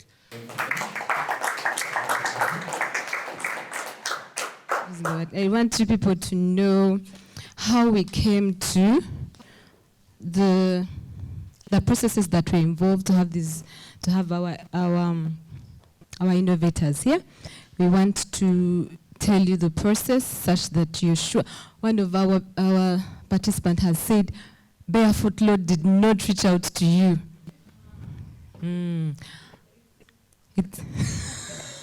No hard feelings, but we're hoping that we get funding to even do this more and more often. But let's be clear about how we did this thing all together. So we did what we call a crowdsourcing method. A crowdsourcing method is that you put out an advert and call up people to submit their innovations, or you call up people to give you what they do. So as a team at BarefootLaw, we had a crowdsourcing contest that was done between September and October 2022. So we had a team that identified the challenge, and we all know what our challenge was. What was our challenge? Innovation in access to justice, okay? And we even told you how we define innovation. You remember how we wrote the advert? We told you innovation can either be technological, or it can be reduction in what? In cost, or it can be reduction in time of dealing with the client, reduction in case resolutions. And the challenge was advertised on BarefootLaw outlets. We had our challenge advertised on our website, but also what I've not added there is also we put it on radio. Also at the end of the advert, I think the advert ran for 3 to 4 weeks, Trudy, right? We had over 40 submissions. I think we should clap for BarefootLaw. Yeah, I think 40 submissions was good, and the submissions were from different parts of the country. We had submissions from 17 districts. As you can see, we even had one from Buyikwe, Buyende. The surprising districts were Buyikwe is here, Kumamo is your district. Yeah. And then Kwanya, we had submissions from Yumbeso, Kaberamaido. We had a variety of submissions.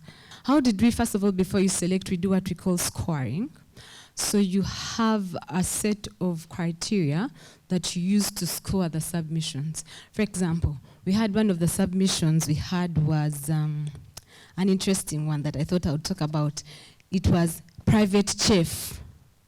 We had a submission from private chef. Guess what this person was doing? Anyone has an idea? By just the name, private chef, cooking. Okay, so once we asked for the entry for what is their innovation, they said they do education, culinary education. Okay, so such submissions, for us to sift through them, you have to have a criteria for what? For scoring. Of course, that didn't even get anywhere near to being looked at. But the fact that you're not even addressing the problem that we're putting out there, you can't be among that. So the scoring was done by a group of people, and the group of people were experts, so people who are not in law. For example, me, I'm not a lawyer, I'm a researcher.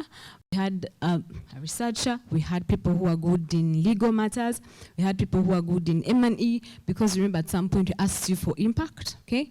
We had people who are good in communication. Someone who can tell this one is lying, or this one is not lying, okay? And of course, out of the 40, we are able to sieve out at least 10 submissions that we presented to the crowd. Yeah, we judged innovation, and we are saying that for an innovation, for what was submitted to be innovative, it had to be creative, it had to be unconventional, or it had to be some form of new approach. There's some change of status quo in what they are doing to either improve access, reduce cost to access, or reduce the timing to get a resolution or to get their matter solved.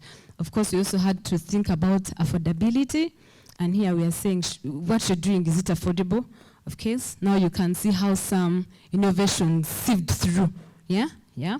It had to be also effective. What do we mean by effective? Does the solution do what it was intended to do, not something else? Is it scalable? Can you do it outside of, if it's in Komam, can it be done in where? Mbale, can it be done elsewhere? And then sustainability. Okay, so that was the criteria. At the end of the day, we had a composite measure, and we picked from highest to lowest. All right, so from the scoring, we said that instead of BarefootLaw, we remove this phase of BarefootLaw out of this scoring, and then we subject it to the public. Now, you guys were the public, right? You remember? And the public voting was either by Twitter, for obvious reasons, because Twitter has very many people, Facebook, and then to accommodate the very not tech-savvy stakeholders, we also engaged the SMS. So we also received SMSs, okay? So at the end of the period of voting, we tallied the votes, we added them up all together. We did not say that Twitter weighed more, or the votes coming from Twitter weighed more than the votes that were coming from Facebook. No. They were all equal weights. So we added them all up together and came up with results. Okay? And I'm sure the room is quiet, wants to know the results. Yeah? The beauty with results is I'm not the one who's going to announce them. So I'm going to invite BarefootLaw executives to come and announce these results. Trudy, and please come and invite them. Thank you very much for that, Ruth. That helps us understand exactly what we are here for, and helps us know the process that went through getting here. I would like to invite Rhoda Namboze from BarefootLaw, and then to join her on stage, I would like to invite Jones from KCCA, and then Rachel from Hill, sorry. Rachel from Hill. Thank you very much. So at Hill, we've been in Uganda for close to over 8 years now. And our work is mainly centered around data collection. So what we do is collect data for the most pressing justice needs of the people. Now, once we have that data present, because we believe that data has to be the starting point. Once we have the data, then we get into the innovation. So what we usually do is put out a call, and then people with different innovations in the specific areas which have been noted as the most pressing justice problems in Uganda, is where people now people send in their solutions. You know, we work with them through an accelerator program, give some seed funding. So yes, we've worked with a couple of innovators. I think since 2016, we've been able to support 15 innovations. And BarefootLaw was actually one of those that we supported at a certain point. So I'm really, really excited to see that, you know, they are taking the mantle forward, you know, being able to work with different partners still in innovation, you know, growing the ecosystem. This is quite amazing. For the different innovators that have presented, you've really done an amazing job. And maybe just to encourage you that even if you do not get the award, the fact that you're among the top 5 that was here is already, you know, a step in the right path for you. So yeah, thank you.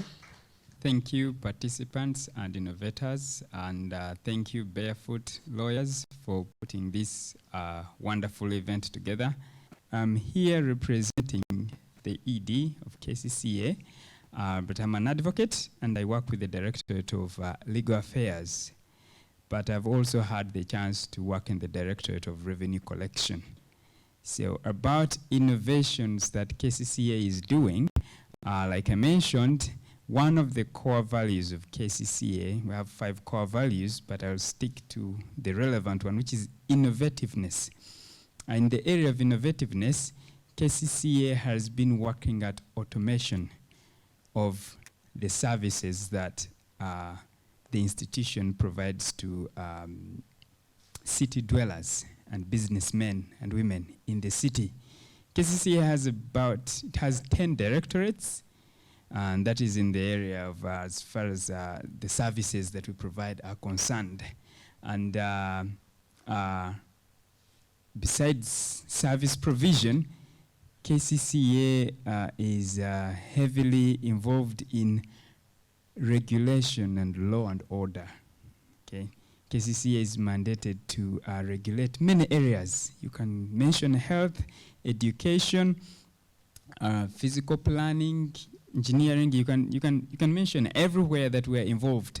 So what KCCA is doing currently is working at the drive of making KCC a smart city. You could have heard about it, either our ED talk about it on TV or in the press, a smart city. And the idea of a smart city is basically around automating all the processes that KCCA does. Because of the nature of KCCA's work, which is maintaining law and order, including trade order in the city, we can't help it but carrying out many arrests on a daily.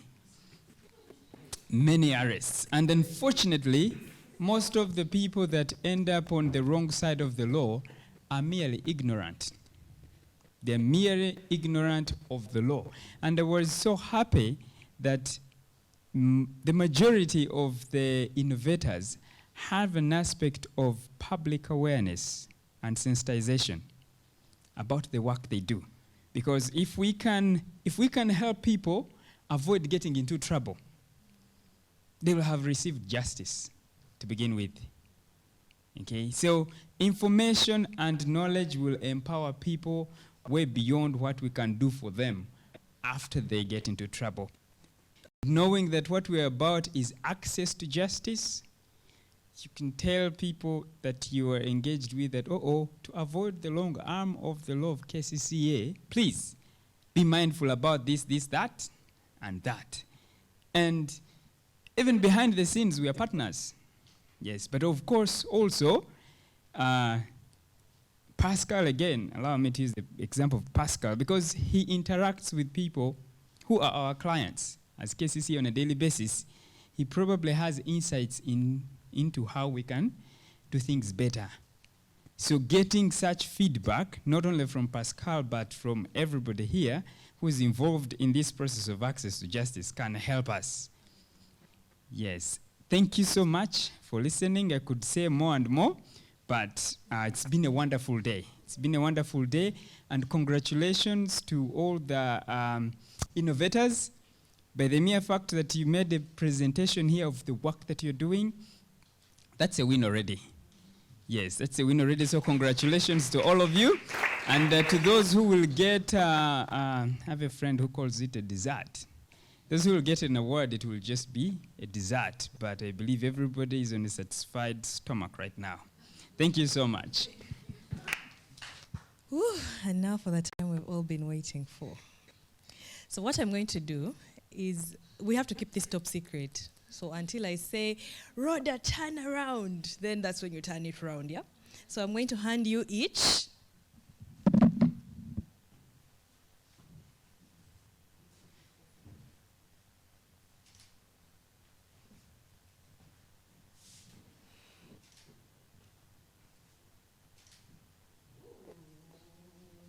Rachel, could we please see who the first winner from Rachel is? 3, 2, 1, turn. Woo! Kumam Youth Drama Group. Congratulations. Please go get. Let's get a handshake. Oh, congratulations. Pictures. Oh, the room was excited for that one. Huh? Okay, you just remain up there. Woo, on to the next one. Rhoda. And 3, 2, 1. Woo! Safe spaces! Congratulations. Congratulations, congratulations. Woo, she can't believe it. Oh, send our love to the girls. You're welcome. Woo! And then finally, 3, 2, 1. Let's turn and see the winner. Woo! Congratulations, guys. Congratulations. Thank you very much. Yeah. Another round of applause for them, please. Congratulations. Thank you. Thank you. Photos? Yeah, please. Yes.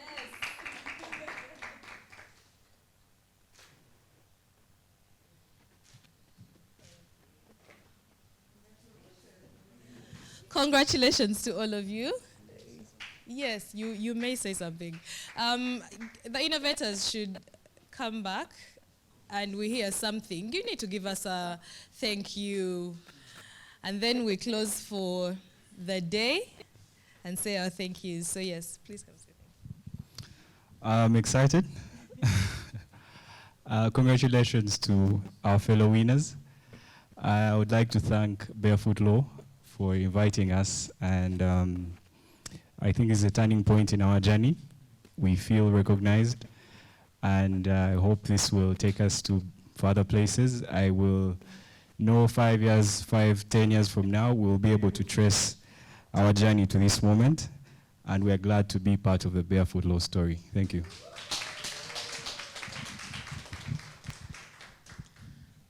I have very few words right now. I'm so excited. This is so energizing, and I'm sure my team is going to be so excited and energized for being recognized for the work that we do. Thank you, BarefootLaw, for illuminating all the work that the people are doing. I'm really impressed by so many initiatives that have been presented today. Thank you so much for the opportunity. In the same way, let me reiterate my friends and thank BarefootLaw for at least coming down to look for seems forgotten innovators. I think many are still there. For the organizations that are having the capacity, please bring more on board. I am very happy that among